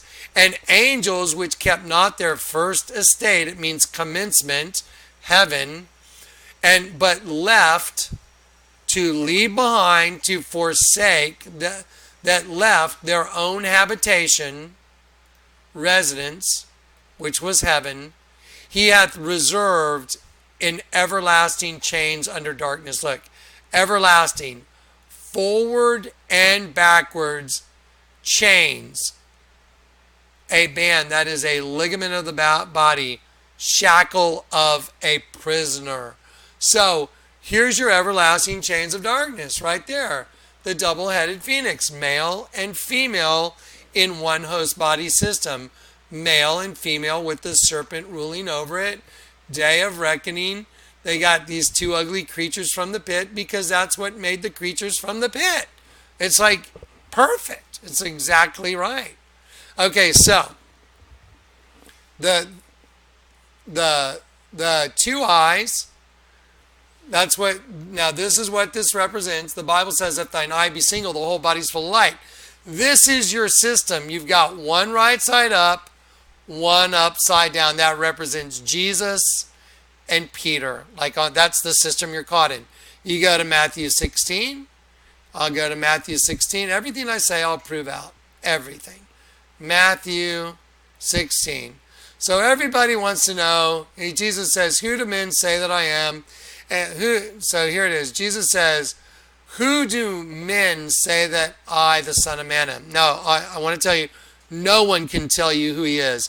The only way you know who he is God reveals it to you. And the only way that can happen is when you seek him with your whole heart. Like I did. I sought out the truth with my whole heart, you guys. I was so tired of, I had gotten everything. I mean, I got it all. I ran with a pretty tough crowd, man. I mean, I ran with different crowds. I ran with I had my own tuxedo. I ran with the Tuxedo Country Club crowd. I ran with South Side and West Side gangsta crowd. I intermingled in different worlds, and I got to see a lot of stuff. And I thought I was just, I thought I was Mr. Super Cool, intermingling in different worlds, and I just thought I had the world by the tail. I just thought it was the greatest thing in the world. I'm in this world, I'm in that world. These people don't know I'm here. These people don't know I'm here. I was in New York one time. You want to hear a little story? I was in New York one time in my early 20s by myself, and I was staying at the Essex House on 5th Avenue. I had a limo driver. His name was Mac. And so Mac would wait out front all day, all night in his limo for me. And so I would come out at whatever hour, and Mac would be either sleeping in the limo or he'd, be standing there reading a paper, whatever. And I'd come out, and Mac would like, hey, you ready to go? Or if he was asleep, I'd go knock on the window. And Mac could, this was in the early 80s. And so Mac could come out, take me wherever and whatever I was doing, which is classified. Just whatever. And so I walk out the front door of the Essex House, and there's there's people walking up and down the sidewalk, and I just walk out and I bump into this girl, and it's this girl from San Antonio I know named Susan, and Mac is like, hey Johnny, you ready? And so I'm like, and Susan's like, hey, Jonathan, what are you doing here? And I'm like, hey Susan, and Mac's going, hey Johnny, are you? And she's like, she's trying to put it together. It's like, I'm like in my very early 20s, and I have my own limo driver. sitting in front of the Essex house. And this little girl from my high school, she's like, what the hell's going on? What are you into? I'm like, see you later, Susan. I got to go. That's off. Anyway, yeah, so I used to kind of get around. Anyway, back to this. Thanks for letting me go off on a little side story. Whom do men say that I, the Son of Man, am? Nobody got it right. Some say thou art John the Baptist, some say Elias, others say Jeremiah, one of the prophets. All wrong. Then he says, but whom do you say that I am? See, there's the name of God again. Just like John chapter 8, or John chapter 9. I am come into this world. And then Jesus said unto him, blessed art thou, Simon Bar-Jonah. So Simon Peter said, thou art the Christ, the Son of the living God. So Peter got it right. And he said, blessed art thou, Simon Bar-Jonah, for flesh and blood has not revealed it to you, but my Father which is in heaven. And I say unto thee that thou art Peter. Okay, look. A piece of rock. And upon this rock, mass of rock, I will build my church. And then he says, the gates of hell shall not prevail against it, and I will give you the keys to the kingdom of heaven. Look, the key as in shutting a lot. Okay, so you see right here, thou art Peter. Look at what Peter means. Petros. G's 4074. It means a piece of rock. And then he says, and upon this rock, 4073, it means mass of rock, foundation. Massive rock. Now don't forget, Daniel 12, Jesus is the rock that is hewn from the quarry without hands, that will crush all the other kingdoms. For those of y'all that don't know your Bible, I'm sorry. But if you know your Bible, you know what I'm talking about. And Jesus, the rock that crushes all the other kingdoms in Daniel 2. Daniel 2:43. The last kingdom shall be the iron mixed with the miry clay, which is us, the iron, the two races mixed together, and they shall mingle themselves with the seed of men. But during the days of those kings, the great God of heaven shall set up a kingdom that shall never be destroyed, and the rock that crushes all those kingdoms is the rock that's hewn from the quarry without hands, which is Jesus. They were in Daniel 2, they were showing us foreshadowing of Jesus. But here it is. And I say, thou art little piece of rock, Peter, and upon this mass of rock I will build my church, and I'll give you, Peter, the keys, which is turning everything upside down. So right here is the system. There's the system. Right there. Massive rock, and piece of rock. So Jesus, because he serves all those that he serves all, so Jesus begins that building that's built upside down, and then every one of us just gets set, boop, boop, boop, boop, boop, boop, boop, boop, boop, boop, and we all become the new temple, which is basically this upside down pyramid with our boss at the bottom, because he bought us all back. Do you understand? Does that make sense? Because the mass, the foundation of rock, builds all the little pieces on top. I'm a piece of rock now. I'm a little piece of rock. If you've been converted, you're a little piece of rock. We all get put on as pieces of rock. Oh, that's what the Bible says. You're all being built up as living stones into a holy temple for God to occupy. 1 Peter 2. You know, the stone rejected by the builders has become the chief cornerstone. So he's the foundation. And then we are all the little rocks that once we get converted, once we get converted, then we get put on the new temple, and we get converted, and new ones go on the top, and we're just building this new upside down pyramid, basically, as a structure, as a holy temple for God to occupy, because he's the foundation that serves everything above it, because he died for all of us, and then we all get converted, we get put on, we get converted and put on. And we all become one giant temple for God to occupy. It's perfect. It's awesome. And that's why all these geometric things make sense now. So anyway, let me show you a couple other images I got that are really cool. Here's another good one. I like this one. I had Dave the Wave. I had Dave make these for you guys. There you go. So, that's just profound.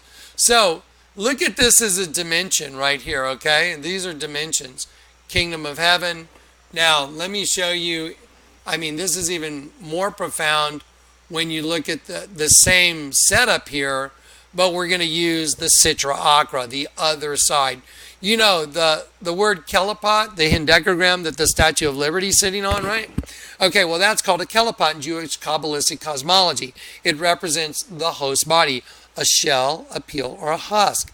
It is inherently evil, housing the essence of holiness, which is one of God's little sparks of angels. We're all little sparks of life. We're all angels. We're all light beings trapped in a Kelipot, superhuman angel demon, and they're transmuting us, trying to get us down to the pit so we become food for that race of beings that's coming out.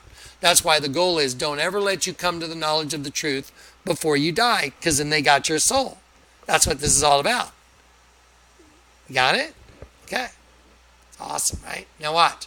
So look at this image right here. So think about this. This is so profound. So in your system, okay, in our system, we have one eye that's Christ and the other eye that opens up to the other side.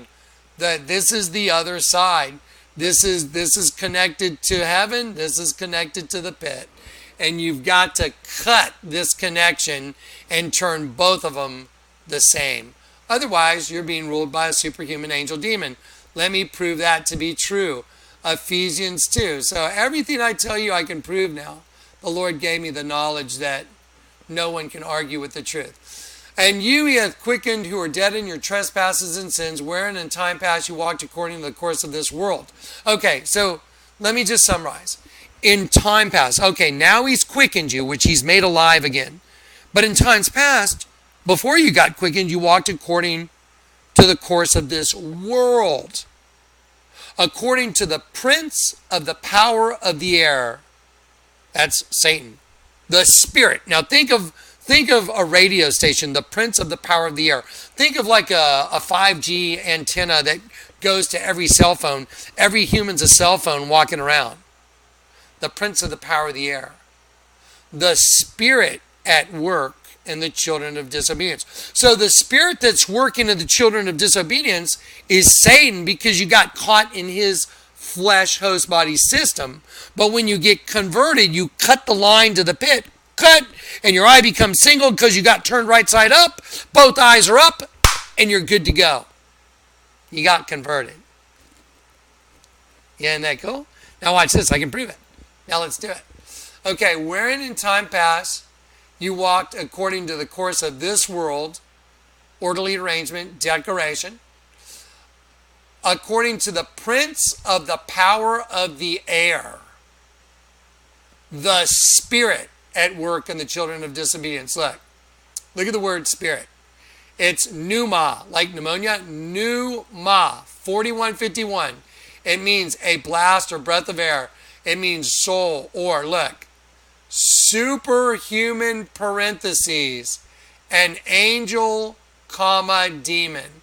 Now I'm going to show you how that manifests in people that are run by that spirit. Watch.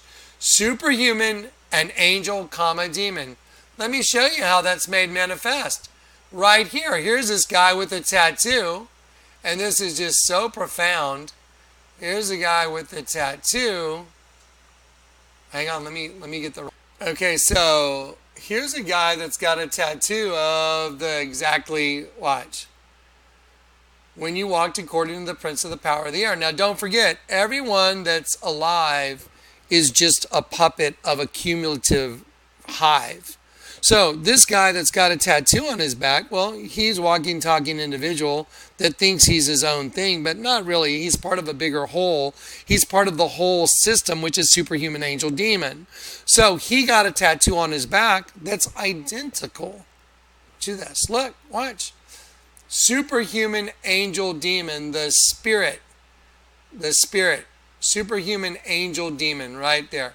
So the spirit at work. So here's a guy, and look right here, look on his back. Here's an angel. See the angel that's trapped trying to get out? There's his wing. He's stuck. There's his hand. And here's this guy that's only half of his face is showing. There's his eye. And his hoodie and this turns into a testicles and a penis. And look what's coming out of the tip of the penis. An isotoxal star.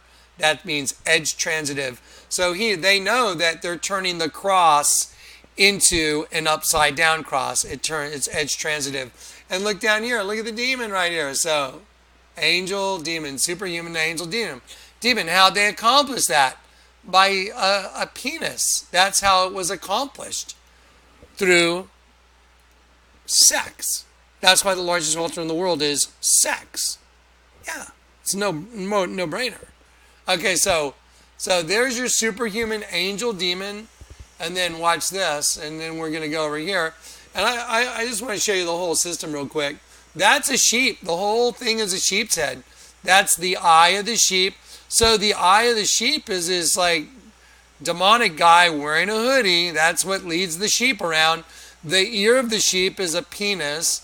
But all I got to do is color it in a different color, and you can see that's a testicle and a penis. That is definitely a cross-section side view. And so, then look, here's the sheep's nostril right here, and there's a line in his lip. So the whole tattoo is a sheep. It's a penis ejaculating. It's an angel and a demon. And when you turn it upside down, look what's going on. This thing right here is sucking up all the essence of the whole system. Look, it all goes around, goes right in the mouth, right there. That's the worm that never dies. Oh, you know what? That's the same as a Zoomies bag, isn't it? Look. Oh, yeah, it sure is. So this is really no different than the Zoomies bag.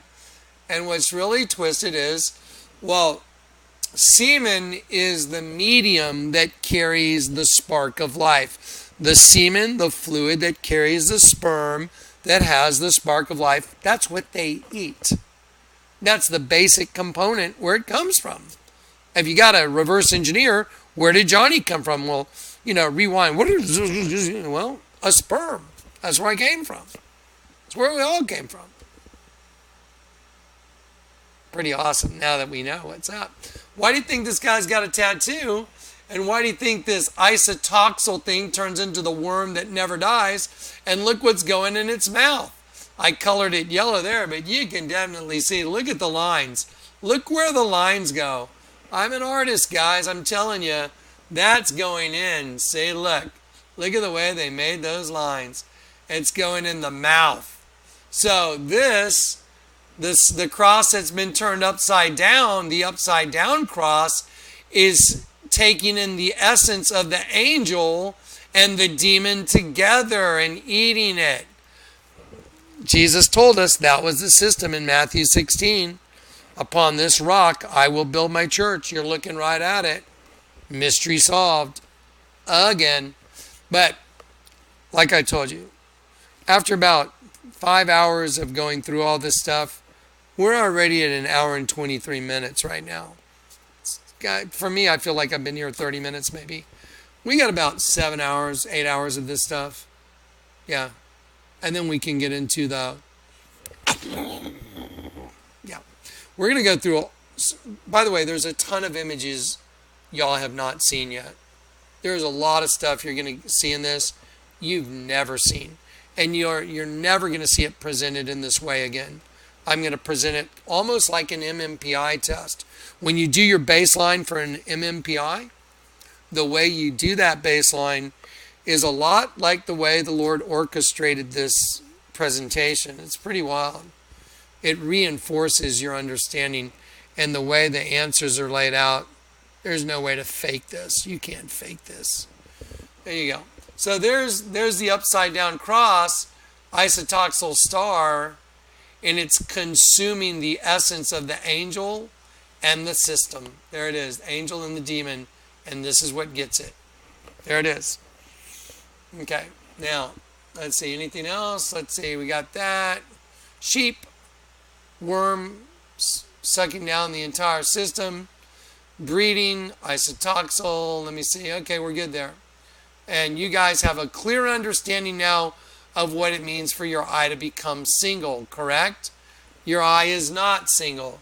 your eye is double. This is your system. But then your eye becomes single and you get converted because your eye becomes single. You're turned up. And then you're both the same. Both eyes are the same. And it's all perfectly scriptural. Every bit of it. Isn't that cool? Yeah. I love the scriptures. That means I love Jesus. I love the Word. The Word is Jesus. Yeah, isn't that awesome? Praise God. He is so cool, man. Look how he just lavished us with truth and information and data. And let's see. Now, let's see where we're going next. Okay, now, Madonna. Madonna goes up and says to this girl, oh, you don't think we've seen the crimes that you've committed? And she grabs the girl and she turns her head back like upside down. And the girls are wearing these gas masks, they look kind of like sheep, but there's 5 of them. And they're dressed like virgins, like the 5 wise and the 5 foolish virgins. Yep, always the same. Yep. So there's 5 wise and 5 foolish virgins. And here are the 5 that they are mocking. And as soon as Madonna goes through her little thing that we've seen all the crimes you've committed, they show on the screen a twin system. Because you have your own evil twin in the pit that bears record against you. Your evil twin goes with you everywhere you go. Everything you do is recorded in the pit because you got a Bluetooth line going down there.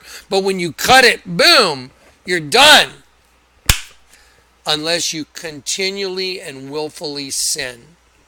We'll talk about that later. Okay, ready? Let's hear what the queen of the poor sots that are going to the pit has to say. Okay, guys, what I'm doing is right now I'm editing in from yesterday's video a new section. You've already seen me look. I changed colors, so I'm wearing a light blue shirt and light blue do-rag right now, as I was in the very beginning of this video, because this is one of the points I'm editing in. Listen, the enemy does not want you to know what I'm delivering here. They don't want me to be able to use these videos. There are so many other videos on YouTube where people are using tons of this content. I used maybe 3 seconds and they blocked me worldwide. And the reason is because I know what this is all about. And I'm trying to show you how simple it is and what a bust is. So you've already watched, I guess, an hour and 20 something minutes of this video from yesterday. This is me going back and fixing it because they're blocking it worldwide. Look, it's blocked worldwide. Watch. I'll prove it. Look right here. Blocked. As a result, it has been blocked worldwide. This video I did yesterday. Okay, so what I'm trying to do is I'm showing you what this Madonna thing is all about and what they're doing. Let's see. Okay, this is the actual video from last night. Okay, see, the revelation will be published. Here comes the chalkboard of information. So I literally have about 6 to 8 hours of world-changing information to give to you. It's kind of like the Johnny Legal series, but it's going to be different. You're going to see a lot of stuff you've never seen in the next videos. You're going to see a lot of information, a lot of data. You're going to see scriptures you've never seen in your life. And they're all going to show you the same thing. Another race of beings is taking over through the host body system. It's a new race of beings being birthed within the host body system. That's what the Bible is about. That's what it's about. And I'm going to show it to you. I'm going to prove it. And they know that I've connected all the dots, and so my channel is getting hammered on any little infringement. The scene here that I used from They Live, that's copyrighted content that is available to use because other channels have used it and I tested it and I was able to use it. If I do anything using the Madonna stuff or showing how Madonna is their puppet and how she's being used to telegraph the twin system, just like the Twin Towers, 9/11. In Madonna's video, when she says these words, she says, they're so naive. They don't think we've seen all the crimes they've committed. That's all I put up here. And then, boom, worldwide block. Because I know what this is all about. The crimes that you've committed, there's a record of them in the pit, because there's a right side up you and an upside down you. The upside down you, that eye goes down to the pit. The right side up you goes to heaven. One goes up, one goes down. It's two consciousnesses in the same system, but the flesh and the host body is owned by the devil. Hang on. Pardon me, guys. It's owned by the enemy. That's why you have to be born again. That's why your eye has to become single. So let me show you just real quick what I clipped. It's kind of a tongue twister. Okay, here we go. So this is the video from last night that got blocked worldwide. The crimes that you've committed. And she grabs the girl and she turns her head. Okay, so let me just drop this out. So let me show you what's going on here. So Madonna's up on stage. She grabs this girl right here. Now this is really important because she tells this girl, she says, you don't think we've seen all the crimes you've committed. And she tells her, you're so naive, you don't think we've seen all the crimes they've committed. We're just not ready to act. Now the reason I'm putting this little clip in here is because the clothing line 400 came out with some new clothes, and they cryptically used in their clothing line, they are ready to act. Well, Madonna's up here saying we're just not ready to act. But they show the New York being destroyed in a water vent in this video of Madonna's. She shows all these people going up to the top of these steps and going over the edge while they're singing, not everyone is going to make it to the future. Not everyone here is going to last. She's just telling you everyone's about to die. And so in this little clip, I'm showing you their system. So she tells the girl, we're just not ready to act. And here's a clip. Here's just a still shot because I can't use any of the video. They're gonna strike me again. They're gonna knock this thing down. When she tells the girl this, she turns her head upside down. Look, watch. So now you have right side up, upside down, and that is the system that we're trapped in. Okay, so anyway, I'm going to remove right now the video clip, and I'm just going to show you the still image. So there's Madonna telling the girl, we've seen all the crimes you committed, we're just not ready to act. That's what's going on right there. You can go watch it in the video yourself. And then she goes over to the next girl, one of the 5 virgins, and she goes, the storm is not in the air, it's inside of you. And she touches her in the stomach. Because it's true, there's a storm inside of you between good and evil. One goes to heaven, one goes to the pit. And this is the system of control inside of you. You've got to be converted.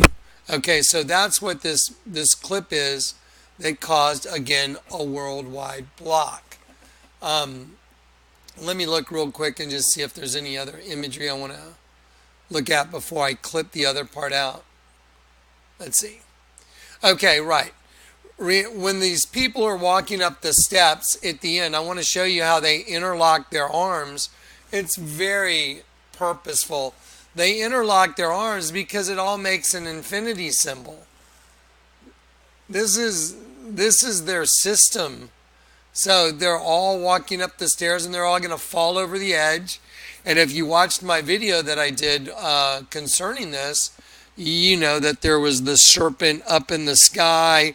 The fangs of the serpent were alien heads on the pillars. It's everything I've been showing you. It's just insane. But you can't argue with it. I'm going to deliver scriptures that go with all of this.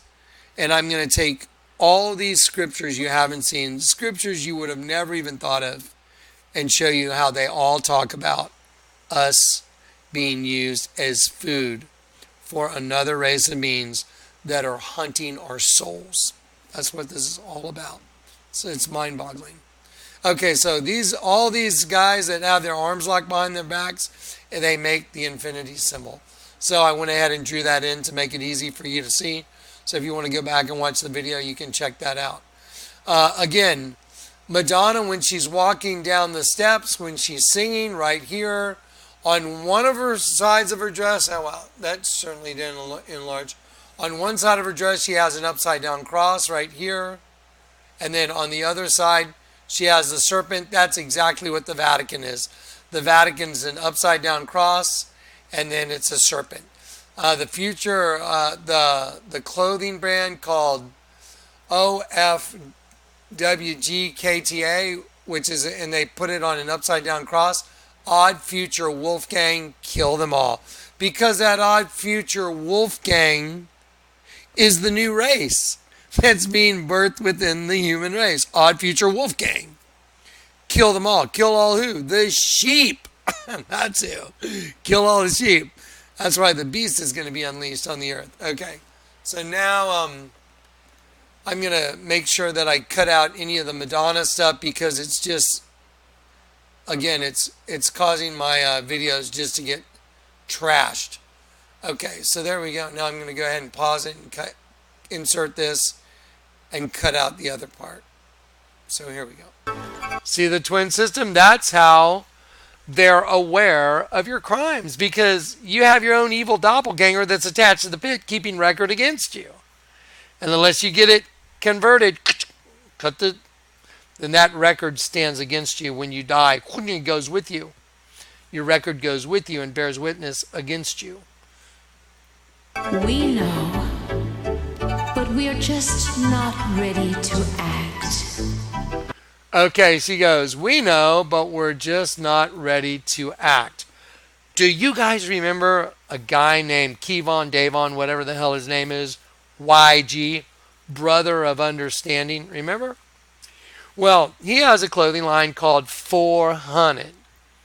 I used to deal with black guys in the drug world, and 100 is a normal way they would say 100. It is. Hey, Johnny, give me 400. Okay. So give me 400. Well, the number 400 in the Bible means food or prey. If you look up 400 in the Bible, I'll do it right in front of you. It means food or prey. I've done it many times. Okay, so 400 is the name of the clothing line, but it really means hunted for dinner. Hunted for dinner.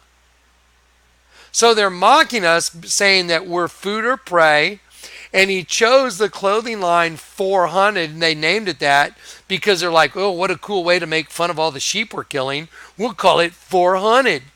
Get it? Hunted for dinner. Bunch of angels. Yeah. And so they're mocking the crap out of us. Openly. And they think they're all badass.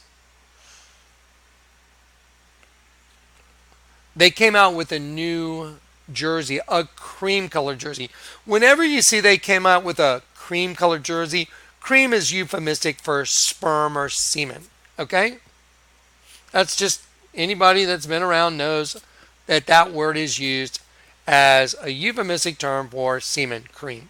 So when I see 400 comes out with a jersey and it's a cream colored, bases loaded jersey, I know something's up. Let me show you their new jersey. So remember what Madonna just said, we're just not ready to act. Okay, so this is another place that I had to edit out. This is another place I had to edit out Madonna, where she said, we're just not ready to act. And the reason I was letting you hear that again is because Hunted for Dinner, or the clothing line called 400, they came out with a cream colored jersey, and the price on it I think is $31.95. And $31.95 means ready to act, at the point of action. So the manifestation of that spiritual being using YG in that clothing line, hunted for dinner. 400 is really hunted for dinner, and they're hunting angels for dinner.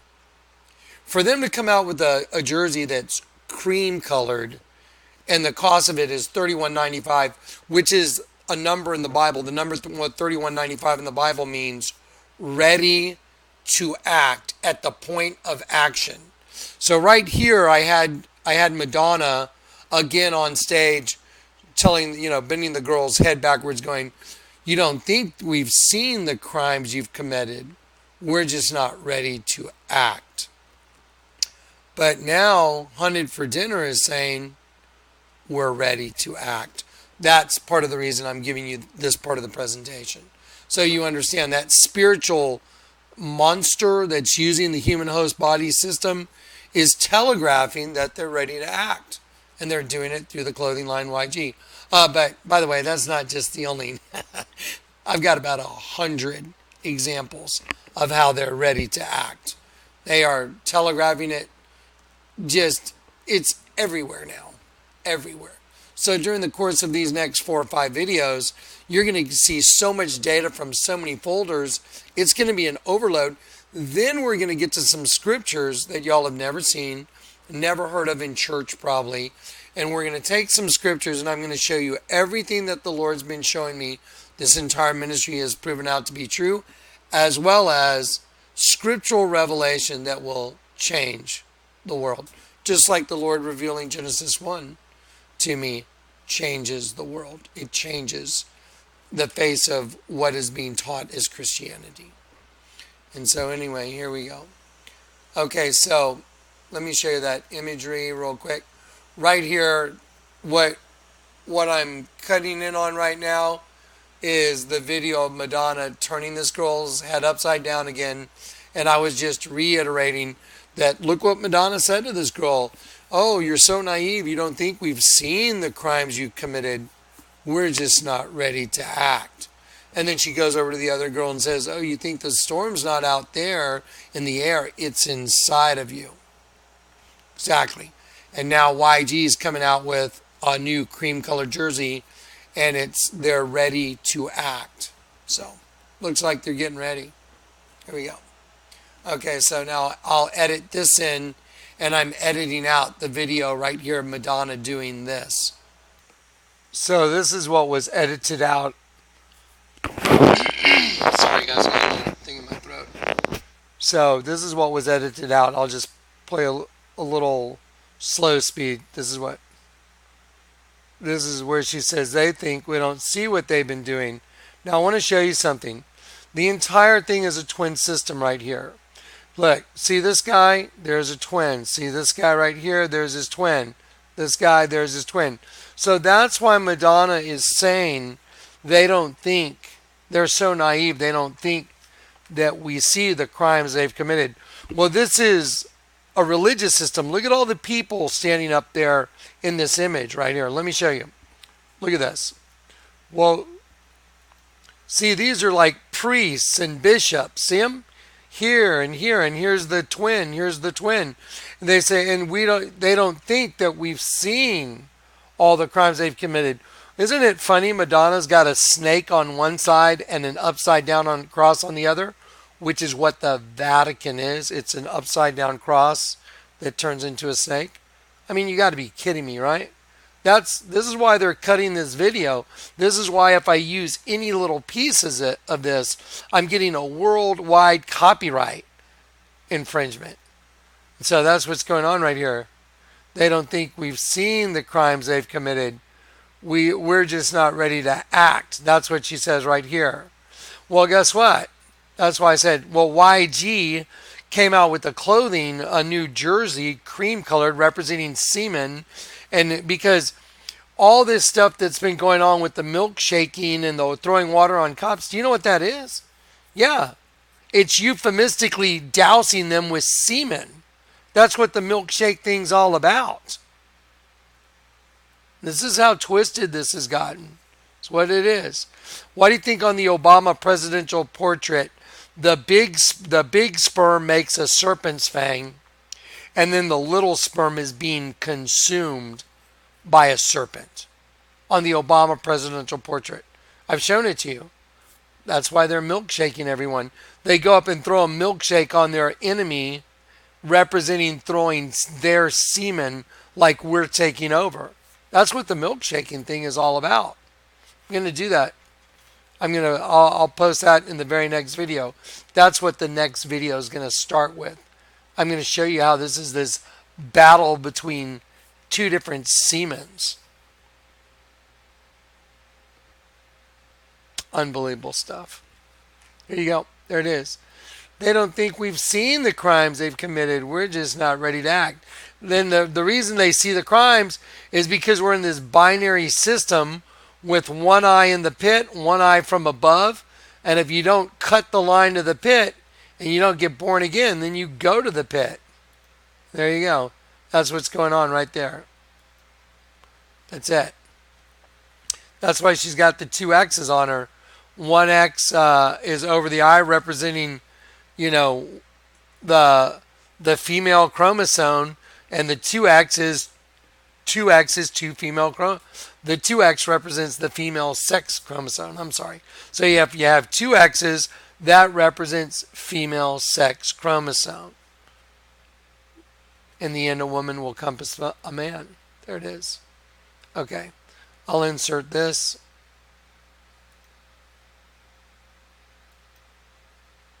Okay, so then she says, the storm isn't out there, it's inside of you.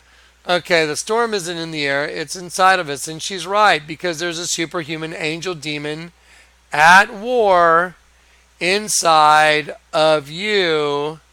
There is a superhuman angel demon at war within you. And I just showed it to you. But now, let me show you the new shirt that just came out. Let me do this.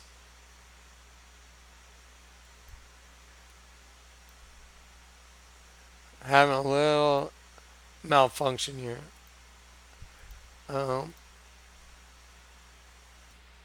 Okay, so I just got, I get Zoomies. I get Zoomy emails all the time. The place I bought the skateboards for my kids. I'm sorry, that's like gets hot. It gets a little too much. And then I start talking really loud. There we go. That's better. So anyway, I get Zoomy ads in my email all the time because I signed up at Zoomies for emails. And so I get to see all the new stuff that comes out. Man, all the clothing lines show us exactly what's going on right now. All you have to do is be in on all the new stuff that's coming out with the new generation, and you know exactly what's going on. And I'm telling you, the new 400 stuff and the new lurking class, it's a joke. It's like a total joke. It's so obvious. You ready? So they came out with a new cream jersey. They had one cream colored jersey called Bases Loaded. And another euphemism is, hey, I hit a home run. Like guys used to talk about, having sex with a girl. A home run meant you had sexual intercourse with her. And there was a series of, I went to third base, went to second base, went to first base. And they had all these little, meanings of what that meant to go to first base, second base, third base, and hit a home run means you had intercourse with a girl. Okay, so when Hunted for Dinner 400 comes out with a new cream colored jersey, I pay attention. And they just came out with one a couple days ago. Let me show it to you. So here it is. So here's Madonna saying we're just not ready to act. Now remember, when Madonna does her little thing, they start singing this song, not everyone is coming to the future, not everyone here is going to last, remember?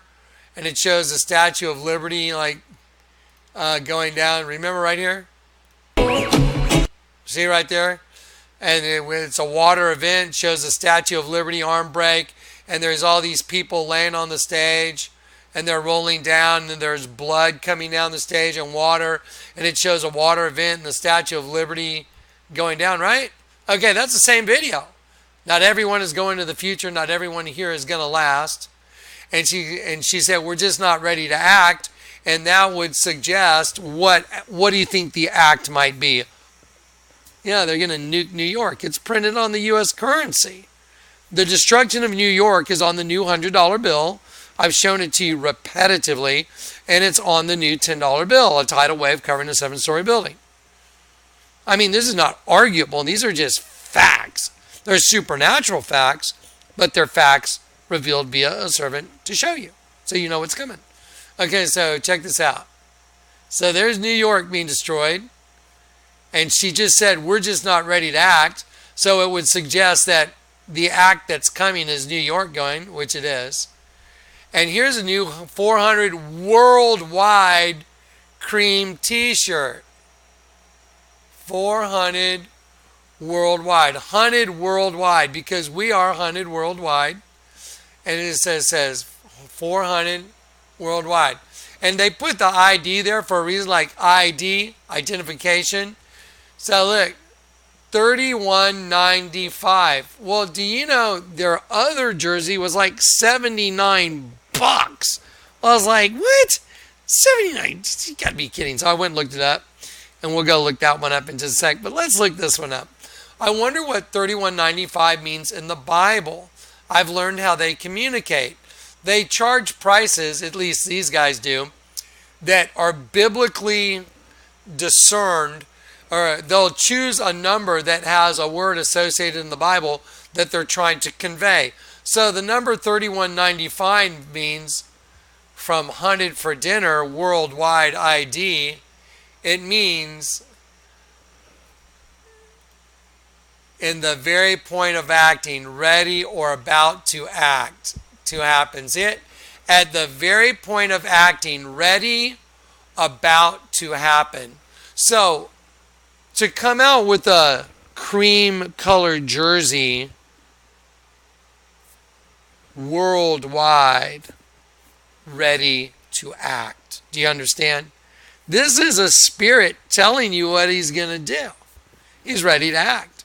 And I can assure you, everything else that's coming in the next 4 to 6 hours of video will absolutely guarantee you that everything they are telegraphing, which I can see, I can see their language. I can read their language now. Everything they're saying is, we're ready to act now.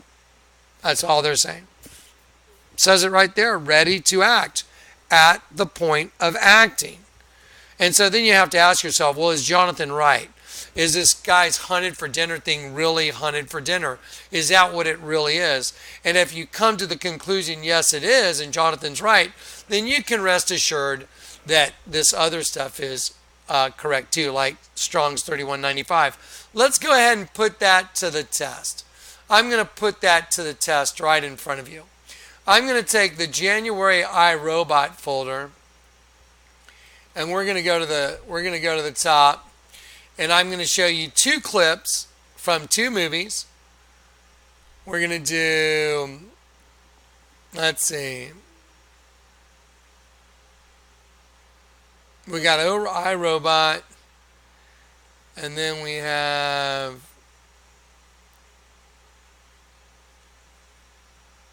okay. Now, I'm going to show you in a movie called National Treasure, which is a movie where they're looking for the greatest treasure of all time. The Illuminati hit it, whatever. And Nicolas Cage is trying to find this great treasure. And in order to find the treasure, he's been carrying around a meerschaum pipe in his pocket the entire movie. Now, I know what a meerschaum pipe is because I used to buy them from my dad. My dad smoked a pipe. And a meerschaum pipe is made out of sea foam. Did you know sea foam is euphemistic for semen as well? Did you know that? Did you see Ariana Grande's video, God is a Woman, where the guys are all frothing around in what looks like shaving cream in the birth canal, which looks like an ice cave? That's all inside, like, the uterus. It's like, it's just, it's an internal view of sex. And the guys that are crawling around in all the shaving cream represent male sperm. I mean, it's a no-brainer. And semen, that's what it all is. Now, watch this. So here's Nicolas Cage. He's been carrying around this pipe called, let me ask you this. How many pipes do you know have names? This pipe has a name, and it's called Charlotte. And he says, could it really be that simple? And he takes a pipe that's in the shape of a kingdom, like a castle and the subjects of a kingdom, and he puts it in the slot. And he takes the stem of the pipe and he puts it in, represents like a phallic symbol. And then he turns the whole thing upside down. And then the door opens. opens up to the most valuable treasure. And he gets the treasure, and there's a means of escape out through the backside because they're trapped down in a pit, just like us. We're all trapped down here on the earth, and we got to get the treasure so we can go back and go up. It's unbelievable. And then he says, could it really be that simple? The secret lies with Charlotte. Well, did you know Charlotte is a diminutive of the name Charles? And do you know what it means? A free man. Now stop and think. Charlotte is female. So he puts the female kingdom in the slot and turns the female kingdom upside down, and he becomes a free man. That's exactly right. Take the virgin, turn it upside down. You see the dead sheep, and you know who you are. It's like you become free because you opened up the door. Now watch this. Here we go. Ready?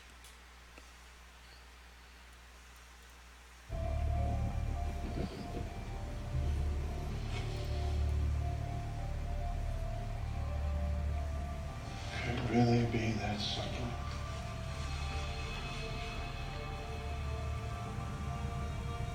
The secret lies with Charlotte.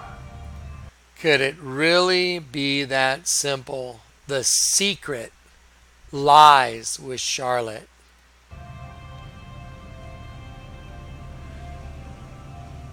So put the female kingdom in the slot, turn it upside down,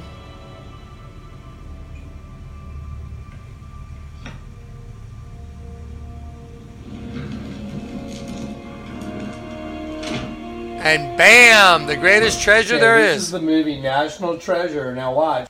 Sorry, I'm making a comment. Just like I'm showing you in all these other videos, the names in all these movies, all these commercials, names are significant and the idea is significant. Watch and listen to what he says.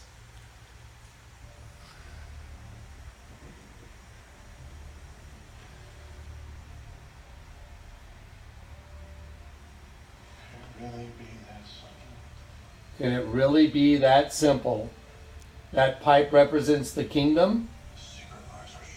The secret lies with Charlotte. There's everything. Could it really be that simple? The secret lies with Charlotte. So that, see, the pipe has the kingdom on it. And then he puts the pipe stem in, representing a phallic symbol. Now watch. He turns it upside down. Could it really be that simple? Turns it 180 degrees the opposite direction of the phallic symbol. And the greatest treasure there is, and the door opens, and they found the treasure. Could it really be that simple? All you had to do was put the stem in and turn it upside down. And the meaning of the name Charlotte means a free man. So, I'm gonna pause it. I made my point, but watch this. Now let's go to the show note folder that has that in it. Okay, so watch. So Benjamin means son of my right hand. Okay, and so Franklin means to save and rescue, savior. And so watch this. And then, let me get the meaning of his name. Hang on. 1 second, guys. Okay, so here it is. The Charlotte is a female given name, form of the male name Charlotte, a diminutive of Charles, French origin meaning free man. Okay, so check this out. You turn the female kingdom upside down and you're a free man. Could it really be that simple? You just turn everything upside down. It's even a national treasure. Now, what's really crazy is all the names like Benjamin Franklin Gates and all the names in the movie and all the numbers that were on the gravestone that they come out of and everything. I'm going to show you all of those right now. Every single one is biblical significance. Every single one. Ready? Watch. Ready? The secret lies with Charlotte. Charlotte means a free man. So you turn the female kingdom upside down and you become a free man. Okay, so here we go. Benjamin Franklin Gates. Benjamin means son of my right hand, like Jesus. Franklin means to save or rescue, savior. And then Gates means like to enter the gates with thanksgiving and joy. Sea foam, semen is sea foam. So the pipe that he put in the slot is made of sea foam. That's what meerschaum is made from, is sea foam. Sea foam is euphemistic for semen. So, see, there it is. Sea foam is euphemistic for semen. There's a picture of the girl that's got the witch tattoo on her back with semen. So he puts that in the slot, and he turns it upside down, and the door opens. You can't even think this stuff up. Then when they come out, they walk out this door, and they come out the top right here. They come through this gravestone, 1696, and look what 1696 means. Oh, by the way, his name's Joseph. Joseph means may Jehovah increase. And then 1696, which is right here on the gravestone, it means to persevere. And if you've ever seen the entire movie, it's just about this guy's dogged perseverance to get to the answer to the treasure, which is like someone I know sitting right in front of you who dug and dug and dug for 17 years to get to the treasure. Yeah, that's so crazy. Anyway, so yeah. And so then, let's see. Williams means in defense of many. So the name Joseph, and then Williams means in Joseph, Jehovah may increase, and in defense of many. And then Moore means descendant of a mighty chief. And then, let's see, National Treasure 1770. I just want to see what this is. I don't remember it, but it means to fish for and to catch. That's the other number that's on one of the headstones. I mean, there's just no way. So everything that I just showed you in that movie is orchestrated to be significant biblically. I mean, that's insane. That's mind-boggling. Okay, now let me show you one more, just to prove it out. Okay, so there's a scene from a movie, I, Robot. In the movie I, Robot, well, without going through the whole scene, he turns on the song Very Superstitious, and it's at 9:11. Very superstitious, the writing's on the wall. Very superstitious, ladder's about to fall.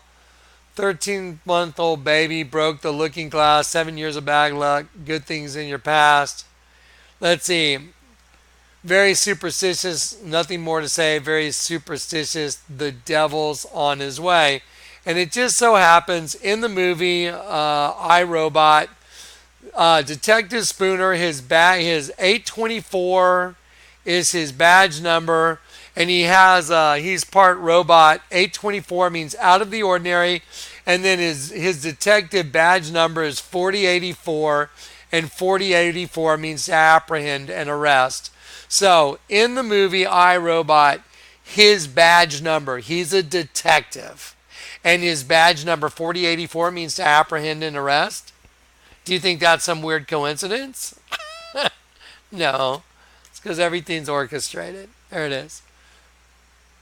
I lay hold of, to catch, seize. I lay hold of, apprehend, catch, and arrest. That's what his badge number means. Piazzo. Anyway, so, again, in the movie I, Robot, and I'm just going to wrap the I, Robot up with one more thing because it's so fascinating, but I want to show it to you. In the movie I, Robot, it all takes place in Chicago 2035. See, it shows you Chicago 2035. So when you look up 2035 in the Strong's Concordance in the Bible, so what does it mean in the Bible, 2035? That's all you got to ask yourself. Well, what's the whole movie I, Robot about? It's about a takeover by a bunch of robots that take over and overthrow the entire system. And so Strong's 2435 means an overthrow, destruction, insurrection, overthrow. So no one can tell me that that's some coincidence. That's by design. So that means they're using numbers from the Bible to delineate things that they're trying to cryptically hide right in front of your face. So, hey, Detective Spooner, we're going to make him a detective. So, hey, let's give him badge number 4084 because that means to apprehend, catch, seize, and arrest. That'd be a great badge for a detective. Okay, we'll write that in. Okay, what about Chicago 2035? Well, it's about a bunch of robots that take over and there's an insurrection. So we'll set it in Chicago in 2035 because 2035 means insurrection, overthrow.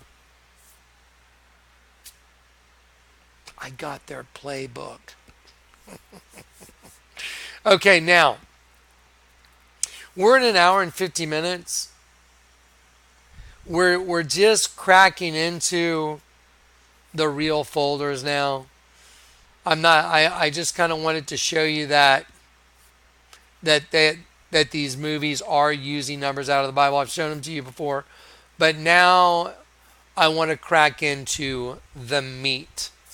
So, call Arby's and tell them we got the meat. Oh, by the way, did you know the Arby's sign is a dead sheep? You didn't know that? Oh, yeah. Look at the B. It's the I. Yep, Arby's is a dead sheep. Their big sign is a dead sheep. So hopefully you're starting to wake up to where you're at. You're in a system that destroys sheep. Who are the sheep? God's angels are the sheep. And they're caught in host bodies with a superhuman angel demon. The demon is running the show because the angel of the bottomless pit runs that host body system. You got to make your confession to Christ, admit your guilt before Christ, admit you're guilty, you deserve to go to hell, admit you deserve your punishment, and that he would be just in condemning you, and that you are heartfully sorry for everything you've done, to please forgive you, and please you want to come back home and forgive me for my sins, and through faith by grace you're saved, and you will be converted. You'll be able to see, you'll know the truth, which is everything's upside down and backwards. You'll know the truth, and the truth will set you free, because everything is concealed in a world that is hidden upside down right in front of your face. Let me show you a couple more examples of that before I move on. When I show you something like that, I like to prove it out right away. Okay, here's a pyramid from Guatemala right here. Here's the Mayan king. There's his eye. There's his eye. There's his nose, and there's his mouth. He's wearing a ridiculous headdress, and that's why when you turn the headdress upside down, it's the female reproductive system with the ovaries out here going to the fallopian tube, uterus, cervix, opening to the vagina, and the whole thing becomes the face of a sheep. There's the eye of the sheep. There's the eye of the sheep. There's the nostril, there's the line in the mouth, and there's the ear of the sheep, there's the ear of the sheep. The ear of the sheep is also a penis. It's also the ovaries from the female reproductive system. And superimposed right on the face of the sheep is a devil. There's the eye, there's the nose, there's the eye, there's the horn, there's the horn. So horn, eye, nose, eye, mouth, and the devil's got wings. And it looks kind of like an owl. But so anyway, those who try and hide their plans turn everything upside down. Who's those? The devil. Here's a lurking class clothing, but I turned the whole thing upside down. I forgot to turn this one right side up. This is really death wearing a hoodie, but I went ahead and turned it upside down for you. What it really is, it's a locust. It's a bug hatching from a pupa. See right there? Yes, it is. And here's the thing that's just really so fascinating and amazing. Let me show you. Okay, so let me show you the lurking class thing again real quick. So look, here it is, lurking class. See, it's a skeleton. And he's got an upside down cross representing us and a lightning bolt representing Lucifer and his race. Lightning bolt, upside down cross. There you go. And then when you turn this guy upside down, it's a bug hatching. Okay, you remember it's a twin system. Let me show you that twin system. There it is. There's the twins. So I put a set of twins right here on the shirt next to the lightning bolt and cross because that is the twin system. So we're trapped in their system. Now here you go. Let me show you this. Here is the other. Here's the hunted for dinner. The 400 clothing line right here. Let me just show it to you. I'm going to slow down a little bit. I get in a hurry. What? I don't like it when I have those headphones on. Okay, there we go. That's better. Okay, so see, stay dangerous. Look, everybody wear red. He's sitting in a bathtub, bloodbath, okay? This is YG. He thinks he's real cool. His real name's Kevon Davon something. But he changed his name to YG because YG, Y is the 25th letter of the alphabet. G is the 7th, so 25 and 7. This is how they communicate. 257 means brother of understanding, of an intelligent one. So he's claiming that he's intelligent, and that's why he's mocking you openly, saying, I'm a brother of understanding, intelligent one, and you're a freaking idiot. And so I'm going to have a clothing line called 400, which really means hunted for dinner, and all you angels, we're hunting your ass. That's what he's saying. Okay, so here we go. So here is his clothing. There's 400. There's the angel at the top. You read it like this. Hunted for dinner. See? So I wrote it up here. Hunted for dinner. D-I-N-N-U-H. Hunted for dinner. And what's hunted for dinner? Angels are hunted for dinner. And here's a girl wearing a shirt that's got 333 on it. And it says only in half bad. Do you know what 333 is in the Bible? To complete a process. Get it? Only in half bad to complete a process. Because they know it's a half and half system. She's got a devil, pitchfork and an angel wing. Here you go. Cream jersey, I told you. Hunted for dinner, cream jersey, bases loaded. And they're, this is all sexual content. That's what they're alluding to. They're saying bases loaded and we're going to hit a home run. And the reason they're saying bases loaded is that they've got people in all forms of government, in all forms everywhere in the world, hunted for dinner worldwide, like their New Jersey. It says cream jersey worldwide, the new one. And it's what, $31.95, which means ready to act. This one says bases loaded. You know why? Because the bases are loaded. They got their people everywhere and they're about to hit a home run. Let's see, how much is this jersey? $71.95. Dang, dude, you're really proud of your jersey, bro. 400. Y'all know what the number 4 stands for, don't you? Abaddon, the angel of the bottomless pit. Let's look up $71.95. There's no way that could mean anything pertinent, is there? Let's see what $71.95 means in the Bible. It means conspiracy, treason. Conspiracy and treason right there. So $71.95, conspiracy and treason, because a bunch of angels were tricked and led away captive. There was an insurrection in heaven, a conspiracy, treason. And now we're food because we went for it. Okay, so this is getting good, right? Okay, so now we've kind of cracked the door open. We've got 2 hours. We're at an hour and 58 minutes. I'm going to go ahead and take this video tonight. This is part 1. There will be 4 to 5 parts before I dump all the heavy-duty scripture on you. More scripture will be coming in every video now. You're going to get to see Ezekiel 13. They hunt the souls of men to make them fly. You know, the pillows. I am against your pillows. Think of a pillow as the white covering on the top of a hornet's nest. You know, the little white bulbs on over every cell. I am against your pillows, wherefore you hunt the souls of men to make them fly. Because they're about ready to come out of the pit, guys. This is the most supernatural revelation of information on the planet. It doesn't get any more supernatural. So anyway, I'm going to keep dumping the information. I'm going to go through 4 to 5 folders, and I'm going to do it in a way now that's real pragmatic. I kind of got, you know, the dissertation out of me. And so now I'm going to go to folders, and we're just going to go through pictures. This is what this picture means. This is what this one means. This is what this one means.